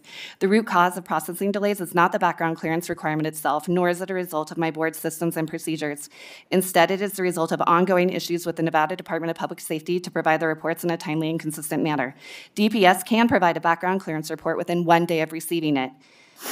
We have received them. In fact, our office received 215 reports in 1 day. Many only submitted 5 to 7 days prior. But historically, they are unable to complete the process in less than 30 days. The department is always understaffed and has been for the past 3 years. While everyone can understand employment issues, we've experienced it one way or another during the past 5 years. There doesn't appear to be much support for addressing DPS's staffing issues. At one point in the winter of 2023, we were seeing an 8 to 12-week turnaround timeline and confirmed with them directly it was due to inadequate staffing. That is where the focus and change should be. Check with any other agency required to attain a background clearance and the story will be the same. Check with DPS directly and they will share the details. Given the delays in the systems of the DPS that are evident across all applications, not just those under our board's jurisdiction, our position is a better use of time and fiscal resources to address those systems instead of again posing a public safety risk through the modification of NRS 641D. Our board also finds it important to note that the proposed modifications to NRS 641D are contained within a bill outlining safety and training for a vulnerable population that may interact with law enforcement. That portion of SB 380 protects a subset of consumers who may encounter law enforcement, yet the portion contained in Section 4, Subsection 2 removes consumer protection in the interests of business efficiency in place of public safety. Our board's question is then, if an event were to occur when an RBT is under a temporary status, who is ultimately responsible for that technician? More specifically, if a temporary RBT harms the consumer and has not been registered by our board, does our board have jurisdiction for discipline given they are not registered? I'd assume not. So the question is then, who does? The employer, the supervisor, or the Behavior Analyst Certification Board? It might be wise for this body to seek counsel regarding that notion prior to passing this portion of the proposed legislation. Our board requires an FBI-level background check for our registrants and licensees due to the very vulnerable populations that they work with. This was the intent of the original statute put forth by that time Senator Severs Gansert. Removing any level of that process poses a risk to consumer protection and directly violates the purpose of this original legislation. This bill is very dangerous. It places the least trained professionals in the field of behavior analysis with a very vulnerable population with unknown criminal histories, many times working with children in unsupervised situations, which is an unnecessary public safety risk. We urge the committee to reconsider the language and amend SB 380 to remove this allowance in order to protect some of the most vulnerable Nevadans and your constituents. Thank you. Thank you for joining us. Please. Thank you. Good afternoon. For the record, my name is Wendy Knorr, Knorr, and I'm the Executive Director of the Nevada Board of Applied Behavior Analysis. I've held this position since the board began in October 2021 after being legislated into existence by the 2019 legislative session. I support the intent of 380 and the additional training proposed by law enforcement officers to learn about interacting more effectively with individuals with autism. I've seen the benefits of other education for other mental health issues, dementia, drug abuse, and even human trafficking. But I do find it ironic that at the same safety-focused bill, there's an intent to circumvent the safety measures provided in the background clearance requirement. I do oppose Section 4 of the bill and would ask that the committee would amend it removing those changes for the regulations. When the ABA statutes were originally approved, they were approved with background requirement, and all of the hearings and discussions similar to this. The important reason for criminal history review requirement hasn't changed. Just because it's unpopular doesn't mean it isn't necessary. Some of the information that was given, the process is concurrent, not consecutive. You don't have to do the BACB portion and then come to us. We encourage everybody to start the process with the BACB for the training, all of that certification at the same time that you are applying for your registration. It still provides a level of safety for a very vulnerable population that should remain in place. Even more so, today, the BACB reports that the number of RBTs certified nationally, just in the time frame that I've been involved, has increased from 54,000 to almost 200,000 in the 4 years. It's explosive growth of this paraprofessional entry-level position. Today, all but 12 states do have some level of licensure and registration for ABA professionals.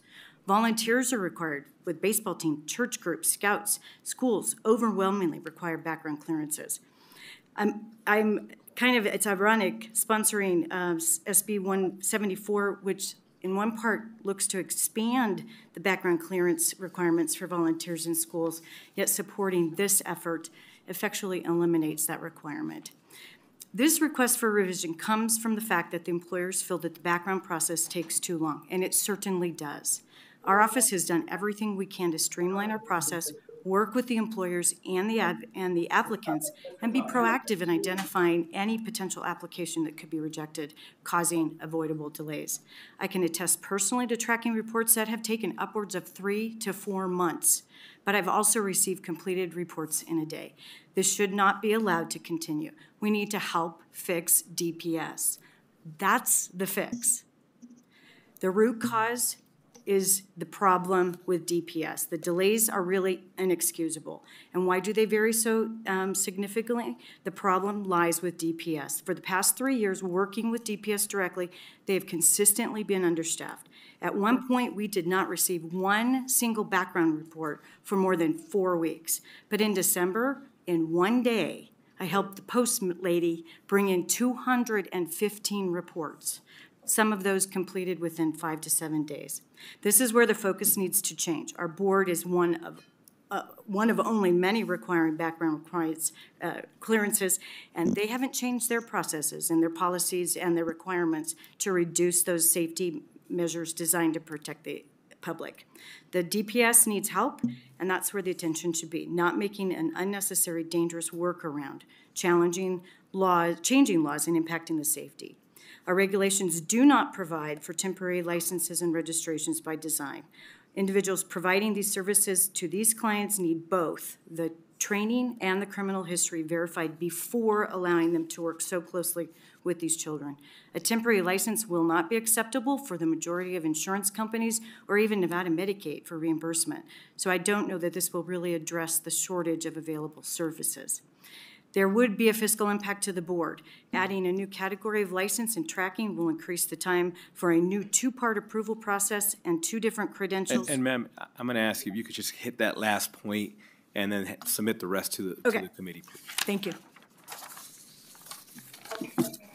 Is there anybody else wishing to testify in opposition? If you could please come forward in Carson City. Seeing none, we do have somebody in Las Vegas.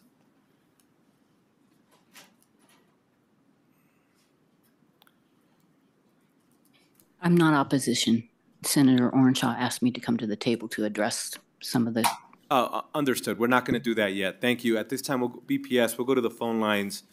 Initially, while we were doing support testimony, I did not go to the phone lines to allow for those wishing to testify in support. So BPS will start with the phone lines to address support, and then we'll move into opposition. If you would like to testify in support of SB 380, please press *9 now to take your place in the queue.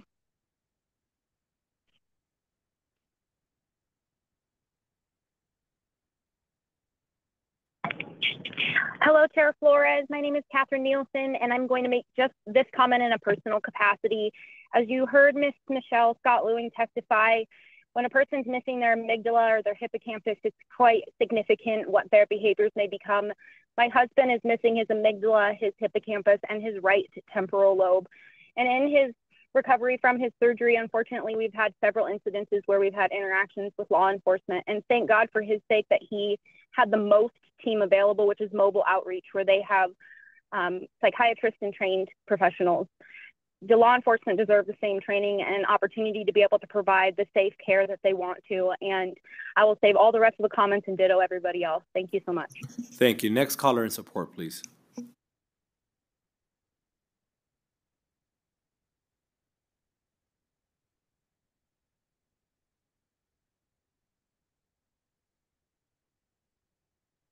Good afternoon, Gwen Johnson for the record. I'm a board certified behavior analyst. I support SB 380 with the following considerations. First, any temporary license should have a time limit before the full state licensure is required, ideally not to exceed 60 to 90 days. Second, as to not impact resources of our Nevada Board of Applied Behavior Analysis, pending status should be handled directly through insurance companies' credentialing process rather than at the state board level. Thank you. Thank you. Next caller in support, please. Good afternoon, Chair and members of the committee. This is Dora Martinez, and I'm with the Nevada Disability Action Coalition. And we thank the sponsor of this bill. Please give the right tool for the toolbox for the police officers so they are well equipped to recognize people who are autism and to also recognize the bad actors who are fakers. I know this from a very lived experience. I am blind, as all of you know, and I ride the public bus, and some people would take a stray dog and say that this is their service dog, and would come onto the bus and they would end up barking. So the driver are trained to recognize a fake service dog. And this is not the same. I mean, it's sort of the same thing. It's just another tool for the cops. Thank you so much. Have a good evening. Thank you. Next caller in support, please. Chair, you have no more callers wishing to testify in support at this time. Thank you. At this time, we'll go to those wishing to testify in opposition, please.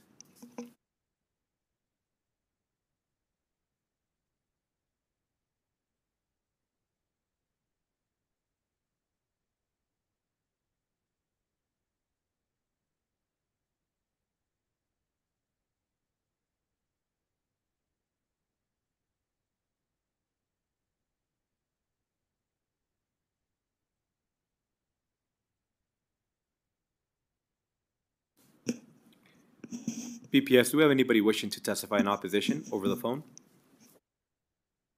If you would like to testify in opposition of SB 380, please press *9 now to take your place in the queue.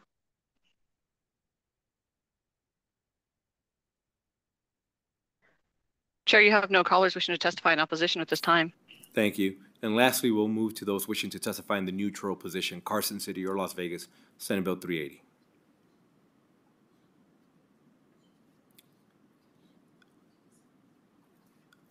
Seeing none, is there anybody wishing to testify in the neutral position over the phone? If you would like to testify neutral on SB 380, please press *9 now to take your place in the queue.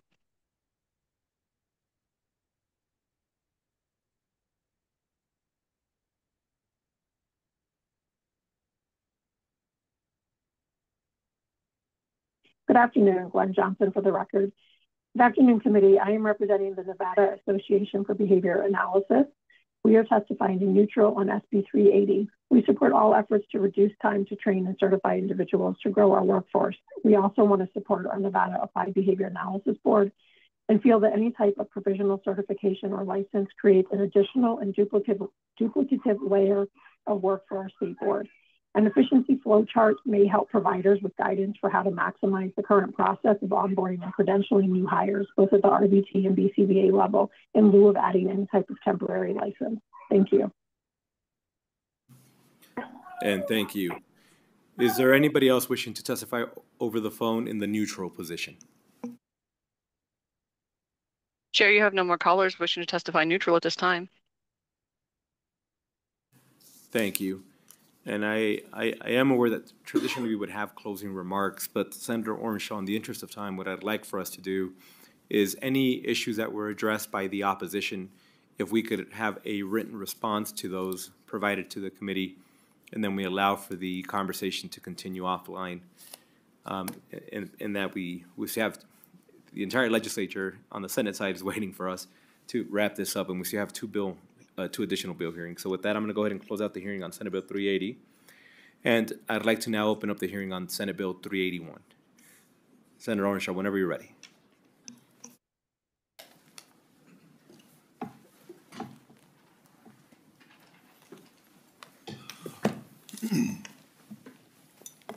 Chair Flores, members of the Senate Government Affairs Committee, thank you very much for hearing Senate Bill 381. My name is James Orenshaw. I represent State Senate District 21 in Southern Nevada.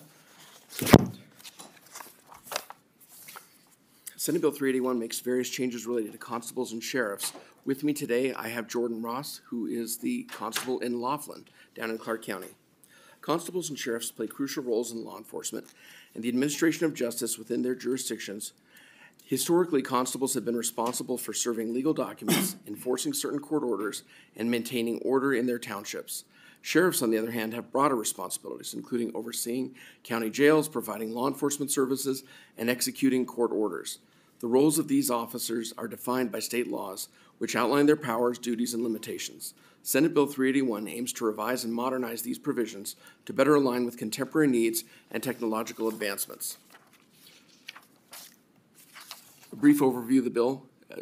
Chair Flores, then with your permission, I'd like to turn it over to Jordan Ross and then stand for any questions. Section 2 of SB 381 authorizes sheriffs to appoint civil enforcement officers who can perform specific duties such as serving civil process, executing writs of garnishment, and enforcing orders for tenant removal. These officers must be at least 18 years old, take an oath of office, and their appointments must be recorded. They do not have the powers of peace officers and cannot serve process in criminal cases or execute arrest orders.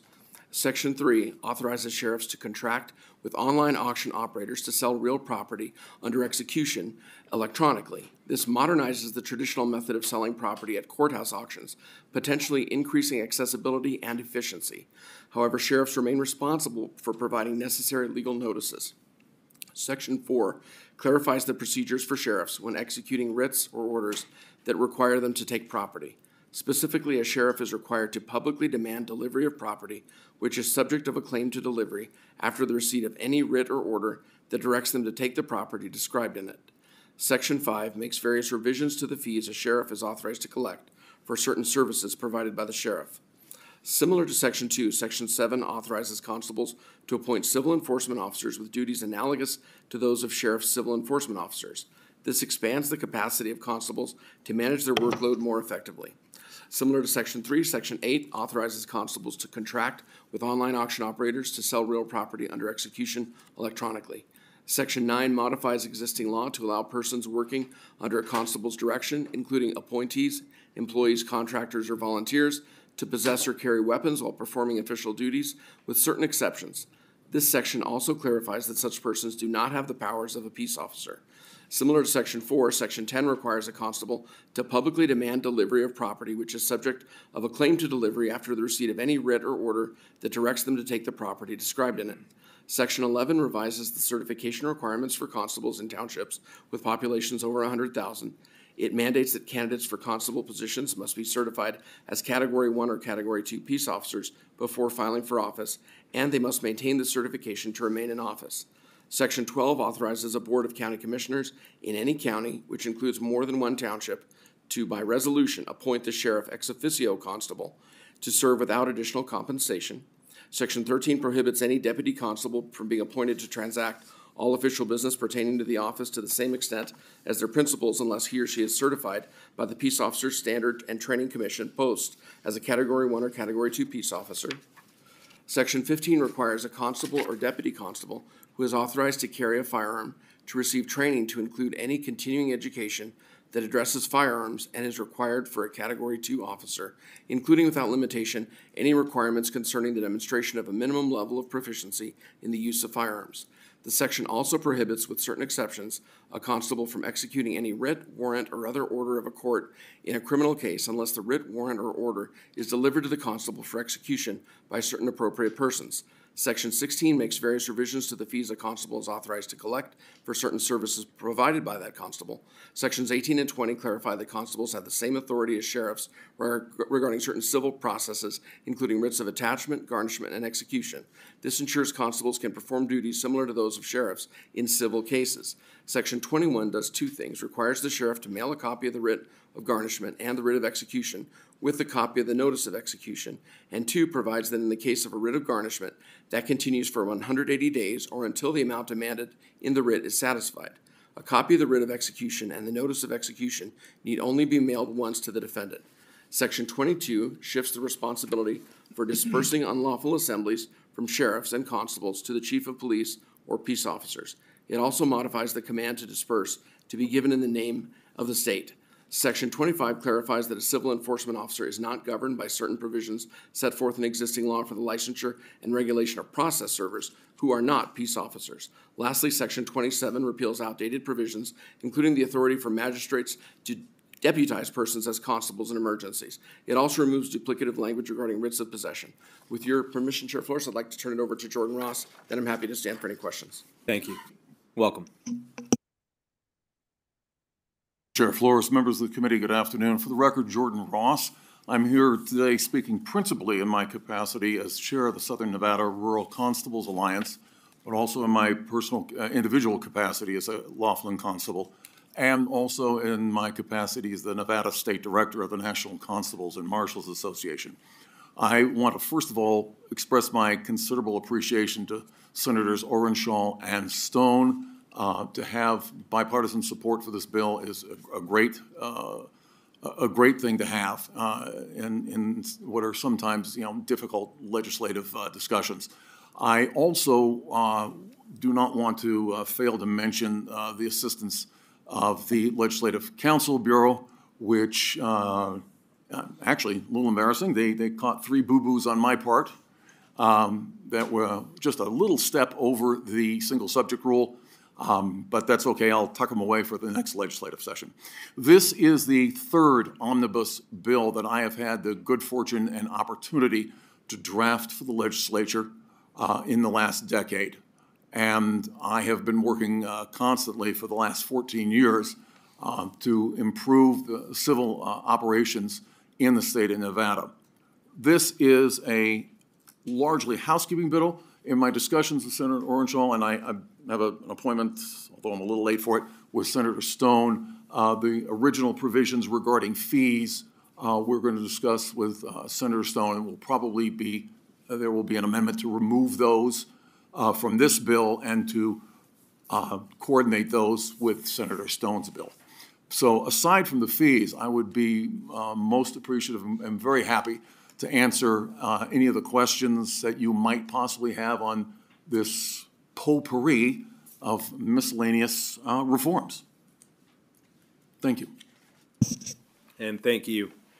Members, any questions? Senator Daly, please. Thank you, Chair. So in Section 2, I think they mentioned the civil enforcement officer. Apparently the sheriff can do the same type of thing. So what exactly is that? Is it defined somewhere in the statute, what they can do, and what's the training required for that? Thank you, sir. Chair Flores, with your permission. The civil enforcement, the problem is that it's not defined. District attorneys, sheriffs, the Las Vegas Constable's Office, our office, have used various civilian officers who are not peace officers to conduct civil process. Las Vegas has even used them for just about anything. They typically use that to, when they bring a new deputy in, until that person receives their post certificate, they'll put them out in that capacity.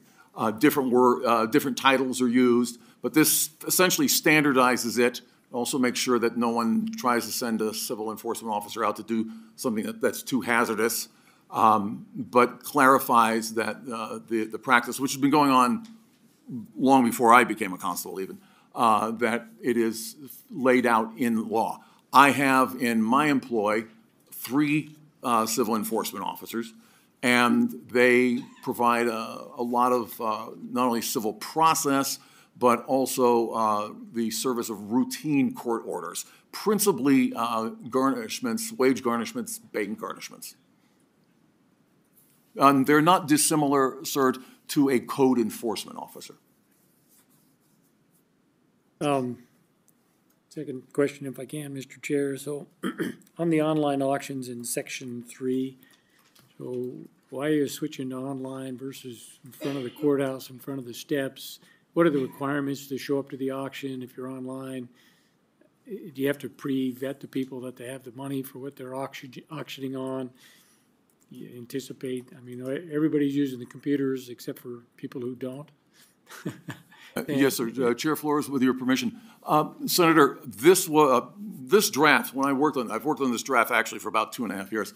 I've vetted it through a number of stakeholders. This was a specific request from the Constables and Civil Operations Bureau with the Las Vegas Metropolitan Police Department, which operates the Las Vegas Constable's Office and the Sheriff's Civil Section. The Sheriff's Civil Section in Clark County conducts a large number of real property auctions.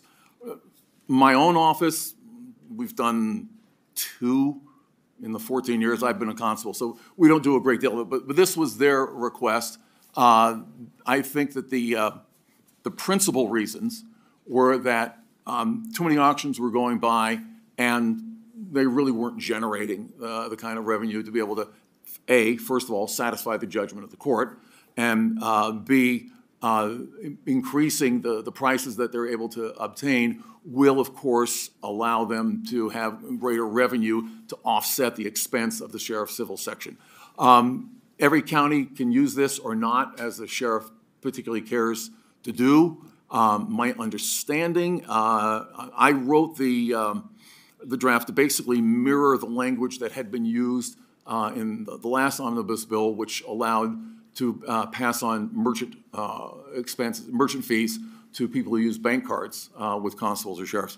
I cannot answer in precise detail how they plan to utilize it, but I do know that it was centering around predominantly those 2 issues. Weren't getting enough sale price on property to meet the debts that had been ordered to be satisfied by the court, and it will help offset the revenue. I will tell you, it is important to get the word out. I am one of the only 2 that I had in my experience. We had a condominium in a condo building that we were selling. We were on the courthouse steps, right on the intersection of Dean Martin and Jerry Lewis. This was good property, worth approximately somewhere between $300,000 and $320,000. One 19-year-old woman showed up with cash in her bag. I started the bidding at $10,000. She bid $10,000. I never did find out what the plaintiff's attorney, what kind of conversation he had with his client when he informed them that it had been sold for $300,000 plus property. It was sold for $10,000, but I can't imagine it was a pleasant one. Understood. I mean, you didn't. I don't know what the rules are for a regular auction when you have to be there. How you and obviously you post it, advertise it, do whatever. Whoever shows up has to show up there with money, and I think there's some things missing in this. If you're going to switch it to online, who pays for it? You have to hire an auctioneer. Somebody has to set all of that stuff up. How are you vetting the people? If anyone can get online and make bids, you could have shill people in there bidding it up instead of making you go there to the deal with money in your pocket to bid. Seems to me that, I just think you could have more problems with the online deal. maybe I'm chasing the deal. Yes, sir. Chair Flores, with your permission. We don't utilize in my office online auctioning for real property, but we do utilize it for personal property, and we use specialized vendors that are expert. Like I have one for coins. I have a separate one in New York for currency. I have things for sports memorabilia, art. And this is, I would imagine, is going to be what they're going to do in terms of the sheriff's civil section in Clark County. As I said, if a sheriff in any county doesn't want to use it, they're by no means obligated to. I would imagine, and I can't speak directly for the sheriff's civil section in Clark County, but they'll work with an online provider that is already experienced in selling this. Well, what this also will permit it to do it without the encumbrance of real estate licensing procedures. Understood. I'm just saying there's probably not enough information here to make the determination. If you're already doing some stuff, I'm sure there are rules and various things that are set up, and there's nothing in this bill about that. You don't need to answer. Yes, thank you. We'll go from there, and whoever wanted it, you said it wasn't you, can come up and defend it, I guess. In Section 12, what is that doing? Does that mean any county can make their determination not to have a constable in a township or whatever? You're taking out the two population rules in that Section 12. So my reading is that that rule would apply to any county. Yes, Chair Flora, with your permission. Only two counties in Nevada still have constables. One is Mineral County, which is whose constable is the only one keeping me from being able to say I'm the longest serving constable in the state of Nevada. He's in his 80s and has no intention of retiring anytime soon. The particulars of that, if you'll allow me to refresh my memory. Which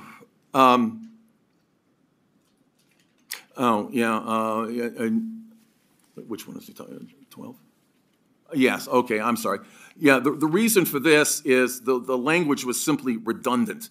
It didn't really matter if it was a county with 700,000, more or less than 700,000. They ended up saying the same thing. And so simply to simplify the language and not make it as difficult to understand, we just simply said, if they want to remove the office of constable in a particular township, they can. Every county in Nevada, except Mineral and Clark, has chosen to exercise this. Although I would also point out, and this is a informational bulletin we're planning on putting out later on this year, sheriffs could go to their individual county commissioners and ask to be officially appointed the constable of their townships, which would then allow them to do dual hiring, deputy sheriffs who are Category 1 officers and deputy constables who are Category 2.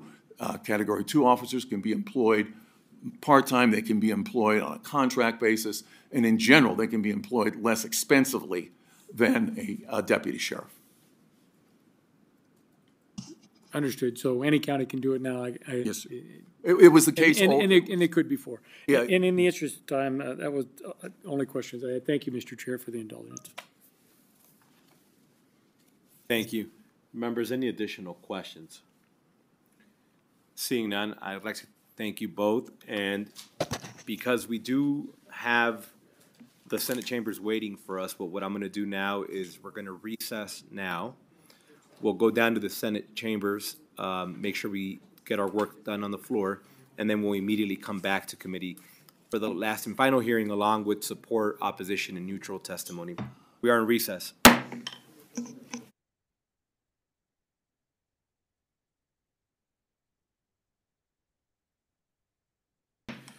The Senate Committee on Government Affairs will come back to order.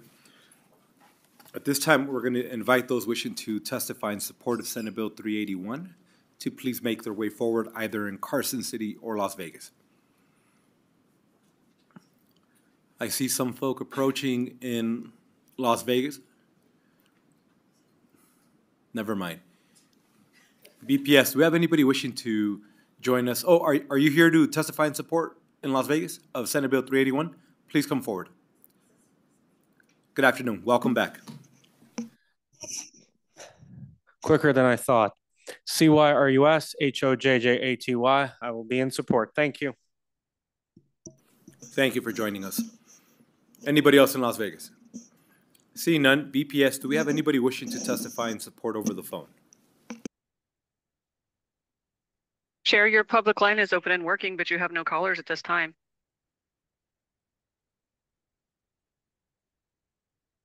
Understood. At this time, I'd like to invite those wishing to testify in opposition to please come forward. Seeing none in Carson City or Las Vegas, BPS, do we have anybody wishing to join us in opposition for Senate Bill 381? Chair, you have no callers at this time. Thank you. Lastly, is there anybody wishing to testify in the neutral position for Senate Bill 381? Carson City or Las Vegas? Seeing none, BPS, anybody wishing to join us over the phone? Chair, your public line is open and working, but you have no callers at this time. Thank you. Senator Orenshaw, any closing remarks, please?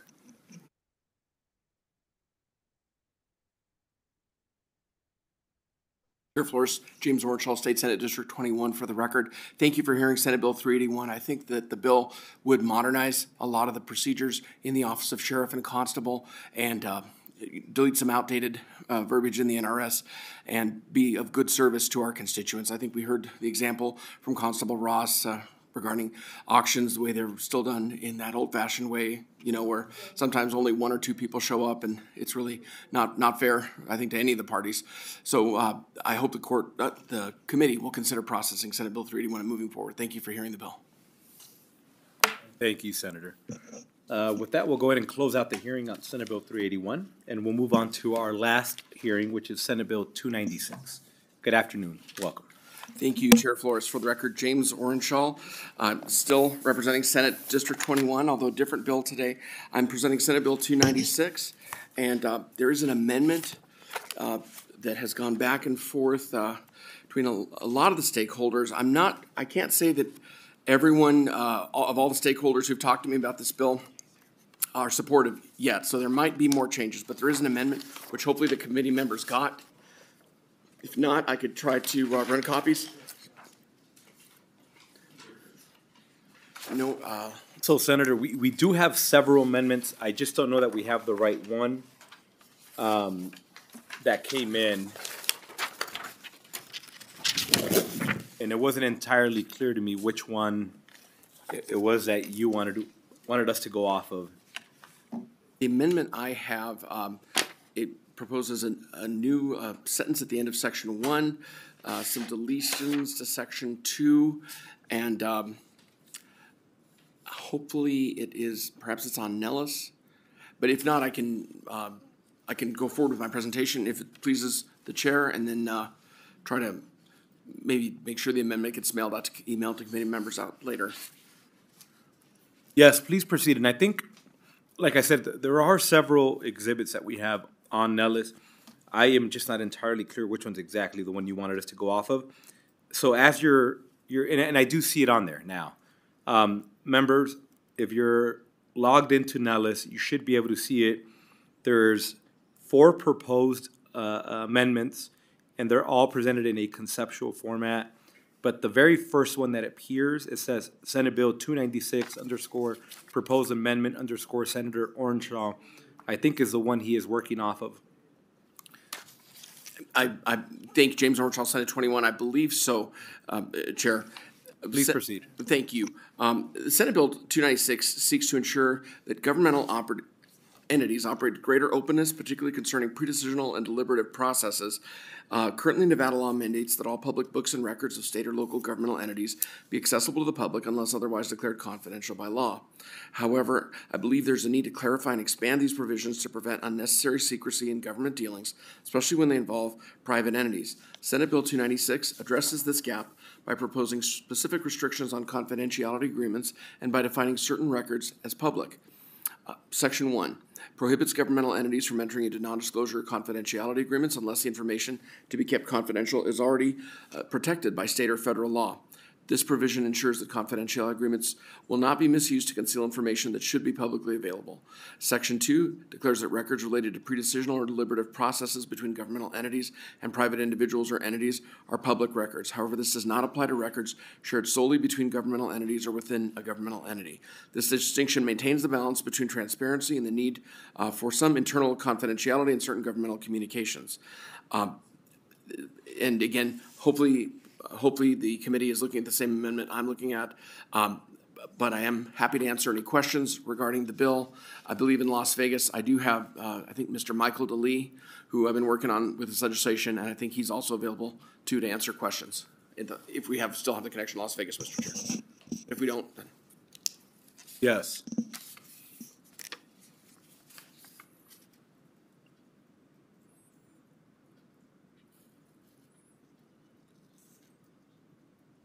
Senator, is it your understanding that he was physically present in the building in Las Vegas, or yes, joining us over the phone? Yes, it is. And also I wanted to point out I do see him now. Perfect. The amendment does incorporate much of the language suggested to me by the Nevada Open Government Coalition. Did suggest a lot of this language in the amendment. Understood. And I think I see him now. Good afternoon. Welcome. Whenever you're ready. Good afternoon. Chair Flores, Michael DeLee, for the record. DE, capital LEE. I just wanted to add, it's been great to work with the different stakeholders on this legislation as we move forward. There's a lot of concerns that have come up and clarifications, try to keep government as open as possible. With the amendment that's the section 2 essentially goes away in the amendment. So I hope that's what we're looking at right now, where section 2 goes away and the clarifications are made just to section 1. So that's when we're looking at that. I don't know if there's a question on that. And I don't know that we have an immediate question now, but Senator Orenshaw, did you have anything else that you wanted to address in the presentation portion of this before we get to questions? No, Chair, but that Mr. DeLee is correct. Section 2, I believe, would be deleted, and then the bill in its entirety would be section 1 with a new section at the end that's in addition to the current language that would say confidentiality agreement made in violation of subsection 1 is contrary to law and public policy and is void. Section 2 would be deleted. Understood. All right, with that, members, we'll open it up for questions. Senator Daley, please. Thank you, Mr. Chair. And I understand the openness in government and all that. Is that really the genesis of the deal? I know we have non-disclosure agreements for a great many things when developers are coming in and they're start to talk with the planning agencies, or they talk with some of the officials before it goes to agenda, just some of the planning. So they'll have non-disclosure agreements with those local governments while they're doing the planning and various things. Is this going to potentially stifle some of those projects if they have to have those discussions be disclosed while they're still just planning? Through you, Chair Flores, James Orenshaw, Senate 21, to Senator Daley. I was approached by some different governmental entities who were concerned about trade secrets and would there be any divulgence of those. That's certainly not my intent. I think they would already be confidential. So certainly if there's something like that, that's not my intent that this bill would cause anyone to divulge something like that. That wasn't where I was getting at. So if you're going to have, and I know out at the Tahoe Reno Industrial Center, there were companies, everybody knew it was Google, but everybody had a non-disclosure agreement. So they couldn't really say, I can't confirm or deny, right? But when they were doing the planning and talking about some of the things, so there's other things in consideration when they're talking about, well, I'm going to go here, I'm going to go there. There are other people that are going to start to use that information to either drive up costs or benefit them in other ways, which is why they try to keep some of that process confidential as long as they can while they're in the planning with the governments on some of that stuff. Now, before it ever gets approved, if they have to do a zoning change or anything, all of that stuff is public and what the project is going forward. But there are just other factors in there I'm just trying to get to. Some of that may have a negative effect on some developments and the reasons that people say, I don't need all of this out in the open just yet. It's not that they're trying to hide anything. They're just trying to make sure that they're not put into disadvantage. If there's a piece of property they still need to acquire, this, that, or the other thing, right? Because then they'll have a competitor come in and say, oh, I'll give you more than that because, now I know you're going what you're looking for and what direction you're going, so I'm going to try to profit off of that. Through you, Chair Flores, James Orchall, Senate 21, to Senator Daly. Certainly, I think even in the scenario you bring up, I think more transparency is better than less. But if I could reach out to Mr. DeLee in Las Vegas, maybe he could talk a little bit more about the kind of the genesis of the idea for the bill. Thank you to Senator Flores, Mr. Daly, Senator Daly, Michael DeLee for the record. Actually, the genesis of the bill was the part that ended up being struck, Section 2. That was what brought the bill forward. There's been some entities in Nevada that wanted to take rulemaking procedures and handpicked the people they wanted to consult with, which were actually people that would be regulated, and chose to keep others out in the process.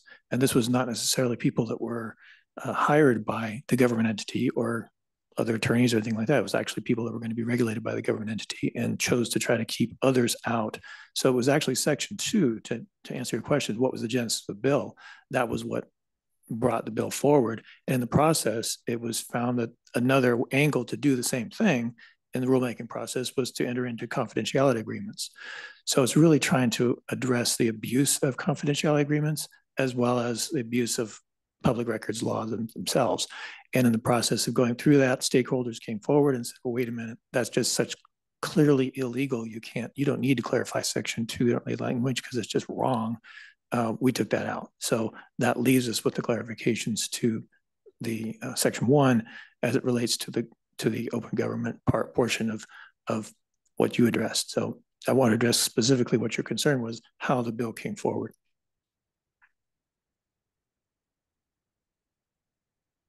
Please follow up. Thank you.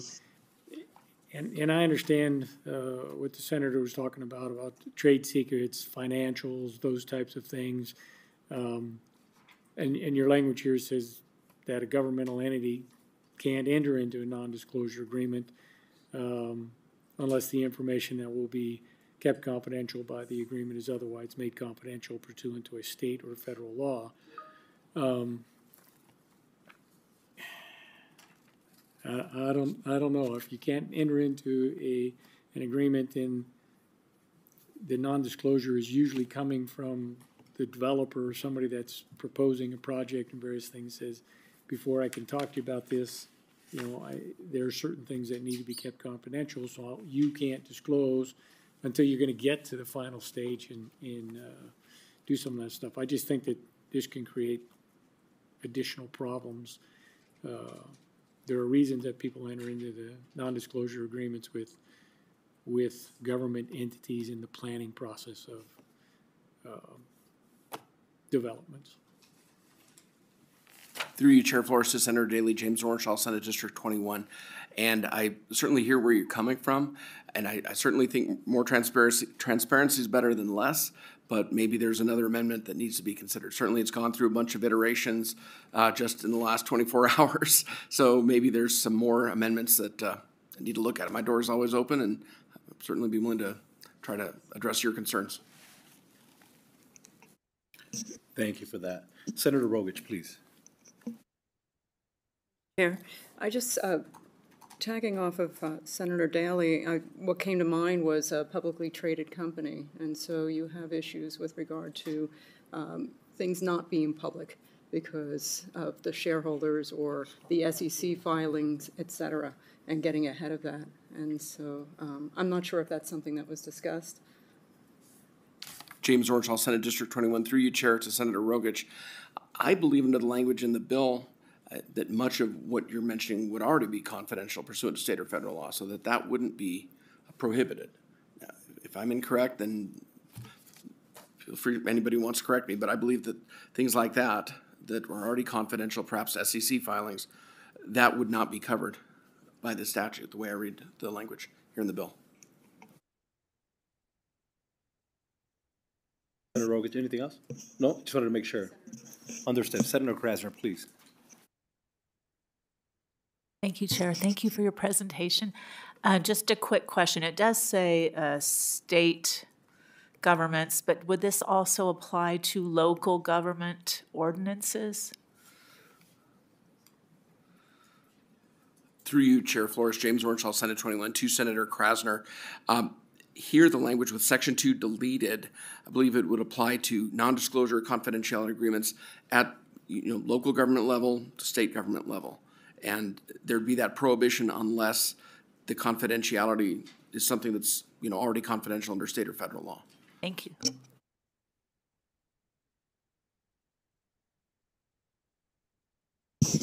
Members, any additional questions?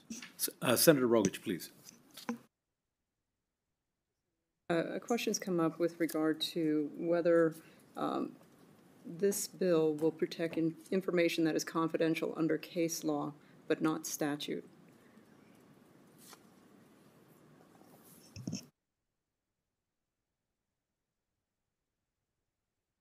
James Orenshaw, Senate District 21, through you, Chair Flores, to Senator Rogich. That's a very good question. I would think that it would cover something that's declared confidential under case law, but I might need to get back to you on that because I don't think I have an exact answer. I would think that it would cover that, but I think I need to get back to you, maybe do some more research on that. And we can get our legal to jump in. Please, Ms. Larson.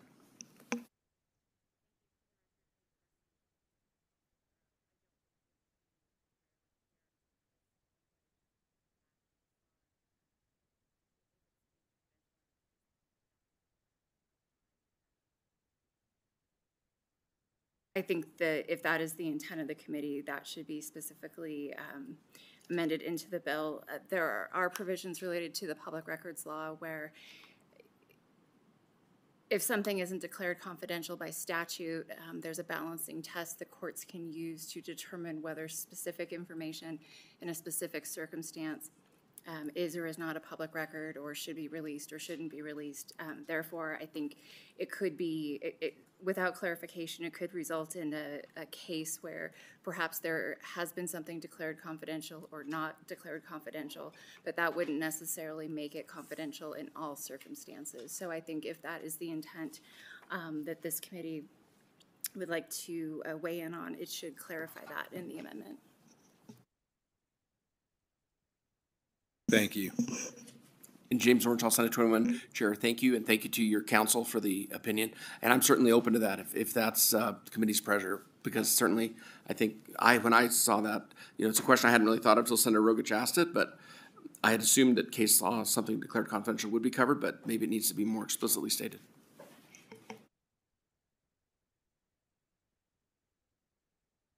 Understood. Thank you. Members, any additional questions? Seeing none, Senator, I'd like to invite you to sit back. And at this time, I'd like to invite those wishing to testify in support of Senate Bill 296 to please come forward, Carson City or Las Vegas. Seeing none, we'll go to the phone line. Support for Senate Bill 296.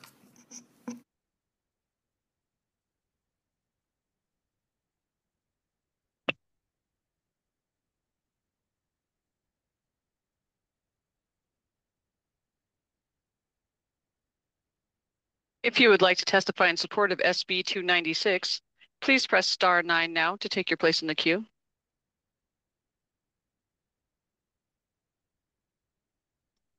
Chair, you have no callers at this time. Thank you. At this time, I'd like to invite those wishing to testify in opposition to please come forward. A lot of excitement. Whoever wishes to go first, welcome. Thank you, Chair, members of the committee, Warren Hardy. First of all, I would like to say, Warren Hardy representing the Urban Consortium. Always a delight to work with Senator Orenshaw. Always open, willing to hear, listen to our concerns and our problems. We do appreciate the removal of Section 2. We did think that was confusing in terms of what the current law is and what the current obligations are and what the current remedies are if people felt those violations were, or that there was a violation. I think Senator Daley did a pretty good job of asking a question. I'm a little concerned, Chair, because I think Senator Daley and I have agreed about 80% of the time this session. I'm glad to see he's finally coming around. Yeah, but that 20%. And those are a doozy, Mr. Chair. Economic development can be a very confusing thing and also a very competitive thing. And it can be very difficult if the statutes are confusing for people who, as Senator Daley pointed out, are concerned about the confidentiality of these provisions before they come into the state and negotiate. And any confusion around that is problematic. Certainly transparency is something we all want to the extent we can. But this is a little bit confusing. The first part of the legislation deals with Chapter 237, which is sort of general provisions governing governments. And then it switches in subsection 2 to section 239, which of course are the the public records.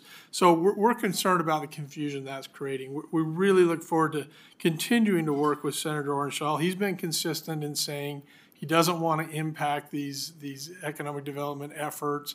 He's been very consistent in telling our members that. So we look forward to the opportunity to continue to work with him. And again, I think Senator Krasner, Chair, did a good job of sort of articulating that confusion between Chapter 237 and 239. So we will continue to work with the sponsor. We look forward to it. It's always a delight to work with him, and hopefully we can come up with some common ground that will allow us to support the bill. Thank you. And thank you for joining us. Please. Good evening. For the record, my name is Vincent Guthreau. Last name is spelled G-U-T-H-R-E-A-U. I represent the Nevada Association of Counties, or NACO. We are the statewide organization that represents all 17 of Nevada's counties. I won't belabor the point. I think Mr. Hardy said it well. I will build it that the sponsor of this legislation is correct. His door is always open. We appreciate those continued conversations with him. I think we needed to sort of just add to this that we just need to digest this a little bit on what the sort of conflicting statutes might mean, or what the impact you might hear from one of our counties on some impacts, unintended consequences to courts, actually, and you'll hear from them. But I just want to add that we are in sort of soft opposition as we continue to work with the sponsor. Thank you. Thank you. Welcome. Good evening, Chair Flores, members of the committee. For the record, my name is Cadence Matijevich, C-A-D-E-N-C-E-M-A-T-I-J-E-V-I-C-H, representing Washoe County. We too would like to express our appreciation to Senator Orenshaw for hearing concerns that local governments have had, particularly counties. We are very appreciative of the amendment that strikes Section 2, as that was a number of our concerns. However, as we've contemplated this more, a couple of things have come to bear that we think may need some clarification, and it may well be that these are things that are already covered under that heading of state or federal law, but one of them is discovery and litigation that requires a stipulated protective order, allowing for parties to designate records as confidential and reserves the use of those records for litigation. We would not want those. We think there would need to be an exception for those if those are not covered under state and federal law. And then additional exception that we think would be needed in Section 1 is for agreements regarding non-litigation and non-monetary personnel subject agreements. In the disciplinary process, many employees are subject to collective bargaining agreements that provide those employees with various avenues to challenge discipline or other employment issues, and those challenges are sometimes resolved through a non-monetary settlement agreement. The records are solely personnel records, and the county should be able to enter into those and not have a provision and be in violation. So those are just two things that we think need to still be worked through. We know that the senator will work with us on addressing those, and so we look forward to resolving those issues. Thank you. And thank you for joining us. Good afternoon. Good afternoon, Chair Flores and members of the committee. My name is Taylor Allison, last name A-L-L-I-S-O-N, representing Lyon County. I just wanted to share the sentiments of Mr. Guthreau, NACO, and our colleagues from Washoe County. We do have significant concerns, and particularly those raised by Senator Daley, and impacts to economic development, as you're well aware, Lyon County anticipates significant growth and has been working with private industry to come into our county. And we do believe that non-disclosure agreements allow us to negotiate with those parties as they're seeking to potentially relocate or establish businesses in our state. So clarifying whether or not that meets the definition of trade secrets in the statute would be greatly beneficial in supporting economic development in our county. Thank you. Thank you for joining us. Welcome. Good evening, Chair, members of the committee. For the record, David Cherry, D-A-V-I-D-C-H-E-R-R-Y, Government Affairs Manager for the City of Henderson. We too appreciate Senator Orenshaw's time in meeting with us. Also, Mr. DeLee, who was kind enough to give us some of his time as well to talk about the reasons for the bill. We are in agreement as well that Section 2, striking that, helps address some of the issues that we had major concerns about. However, we're still concerned about the NDA sections. An issue for us is also the personnel records, NDAs that related to personnel matters. We're concerned that we would lose the ability to use an NDA in certain circumstances. And then when it comes to the economic development question, that was another big one for us. One thing I did want to share with the committee is that these type of NDAs aren't forever. That's the other thing too, is that once a deal becomes public, then the NDA itself, the terms that are contained in there and some of the other information would become public at the same time. So in many instances, they're meant to just cover things for a period of time when there's negotiations ongoing, sensitive information is being exchanged, that somebody, if they were to become aware of it, could get an advantage in negotiations. So they're important for those economic development reasons, but at some point they become available to the public for review. So we believe there is transparency there too. And also, for those of you who have been in these debates before over public records law, you know that NRS 239 has a very efficient method for resolving disputes involving public records. So if somebody attempted to use an NDA to shield a public record and the person thought that that record was being improperly withheld, they would have the ability to go to court and seek relief in that case and to ask a judge to make that determination whether or not that record should have been released under NRS 239. So for those reasons, we're going to be in opposition to the bill. We'll look forward to continuing to work with the sponsor, but we question, much like with Section 2, whether or not Section 1 is already addressed under existing law when it comes to those seeking to balance the need for public transparency with the need to protect certain confidentiality when it comes to things that are subject to public records law. And thank you for joining us. Anybody else wishing to testify in opposition to Senate Bill 296? I believe we do have somebody joining us in Las Vegas. Good afternoon, welcome. CYRUS, HOJJATY. I will ditto the previous speakers. Pretty eye-opening, but I'm sure the sponsor will make some adjustments. Thank you. And thank you for joining us. Lastly, we'll go to the phone. Those wishing to testify in opposition to Senate Bill 296. If you would like to testify in opposition of SB 296, please press star 9 now to take your place in the queue.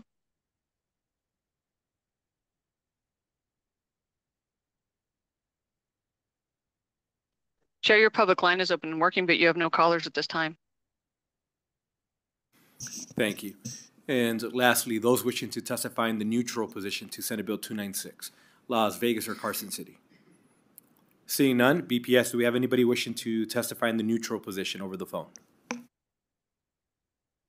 Chair, your public line is open and working, but you have no callers at this time. Thank you. Senator Orenshaw, any closing remarks you may have?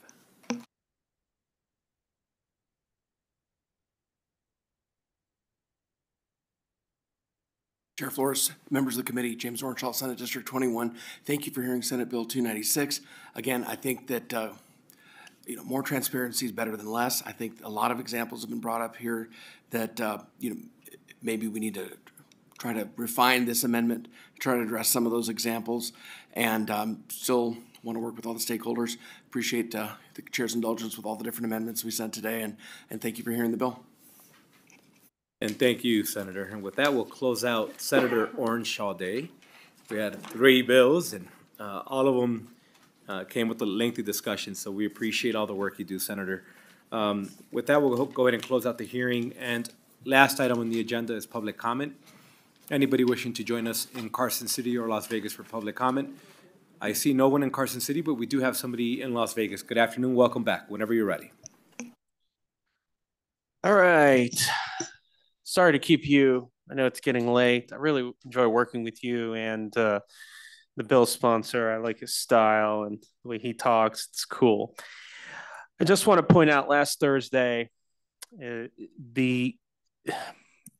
was a burning rally, and this just comes after all this violence that we've been seeing in these Tesla dealerships. You know, violence regardless of your opinions, what side you are, is unacceptable. We need to come together. So let me explain what I did Thursday. There was a rally in Northtown, Craig Ranch, and I spoke to the former party chair, Judith Withmer. We had a lot of things we agreed on. We're tired of the status quo. We're tired of the establishment, the powers that be that have so much power in the nation and the country. We're willing to get things done. The same happened at the Dina Titus Town Hall the same day. Spoke to a lot of people. And later on, I had a chance to speak to former State Senator Mo Dennis on the phone. And it was very eye-opening. We spoke a lot, really had a good perspective on education, something that had to do with funding formula, immigration, a lot of other issues, many things that I didn't even know. And that's what we need in our society, in our country. We need voices to come together. We need to do this in a very civil manner. We need to share ideas. And look, I know hearing things that you don't like is a hard pill to digest, but the truth isn't pleasant. We have to come together. We have to stop avoiding each other for opinions that we don't like, that may not be your cup of tea. All of us have been doing it. And listen, I'll admit, I've done things, I've mentioned things in a way that have not been so pleasant, even with you, with the chair, years ago, and I'll take responsibility. But we have to get things done. We have to come together. We have to share ideas. And this climate that we're in is unacceptable. So let's work together and let's pave the path appropriately. I'll end it there. I know you guys want to leave. Thank you. Thank you for staying with us at late hours of the day. Anybody else wishing to join us for public comment? Seeing none, BPS, do we have anybody wishing to join us over the phone? Chair, your public line is open and working, but you have no callers at this time. Great, thank you. Members, just so we can get a lay of the land, this week we will be meeting on Friday. Just because we're getting near deadlines here, I want to make sure that we can maximize the amount of bills we can hear. I anticipate Wednesday will be another long day. We'll try to keep Friday a little bit shorter, and we may meet a little bit earlier than 3:30 p.m. I am not clear if Judiciary will be meeting, but if we can, whenever there isn't a Judiciary meeting, we'll try to meet earlier so that we can get out of here Friday as soon as we can. But with that, appreciate everybody's questions and hard work. This meeting's adjourned.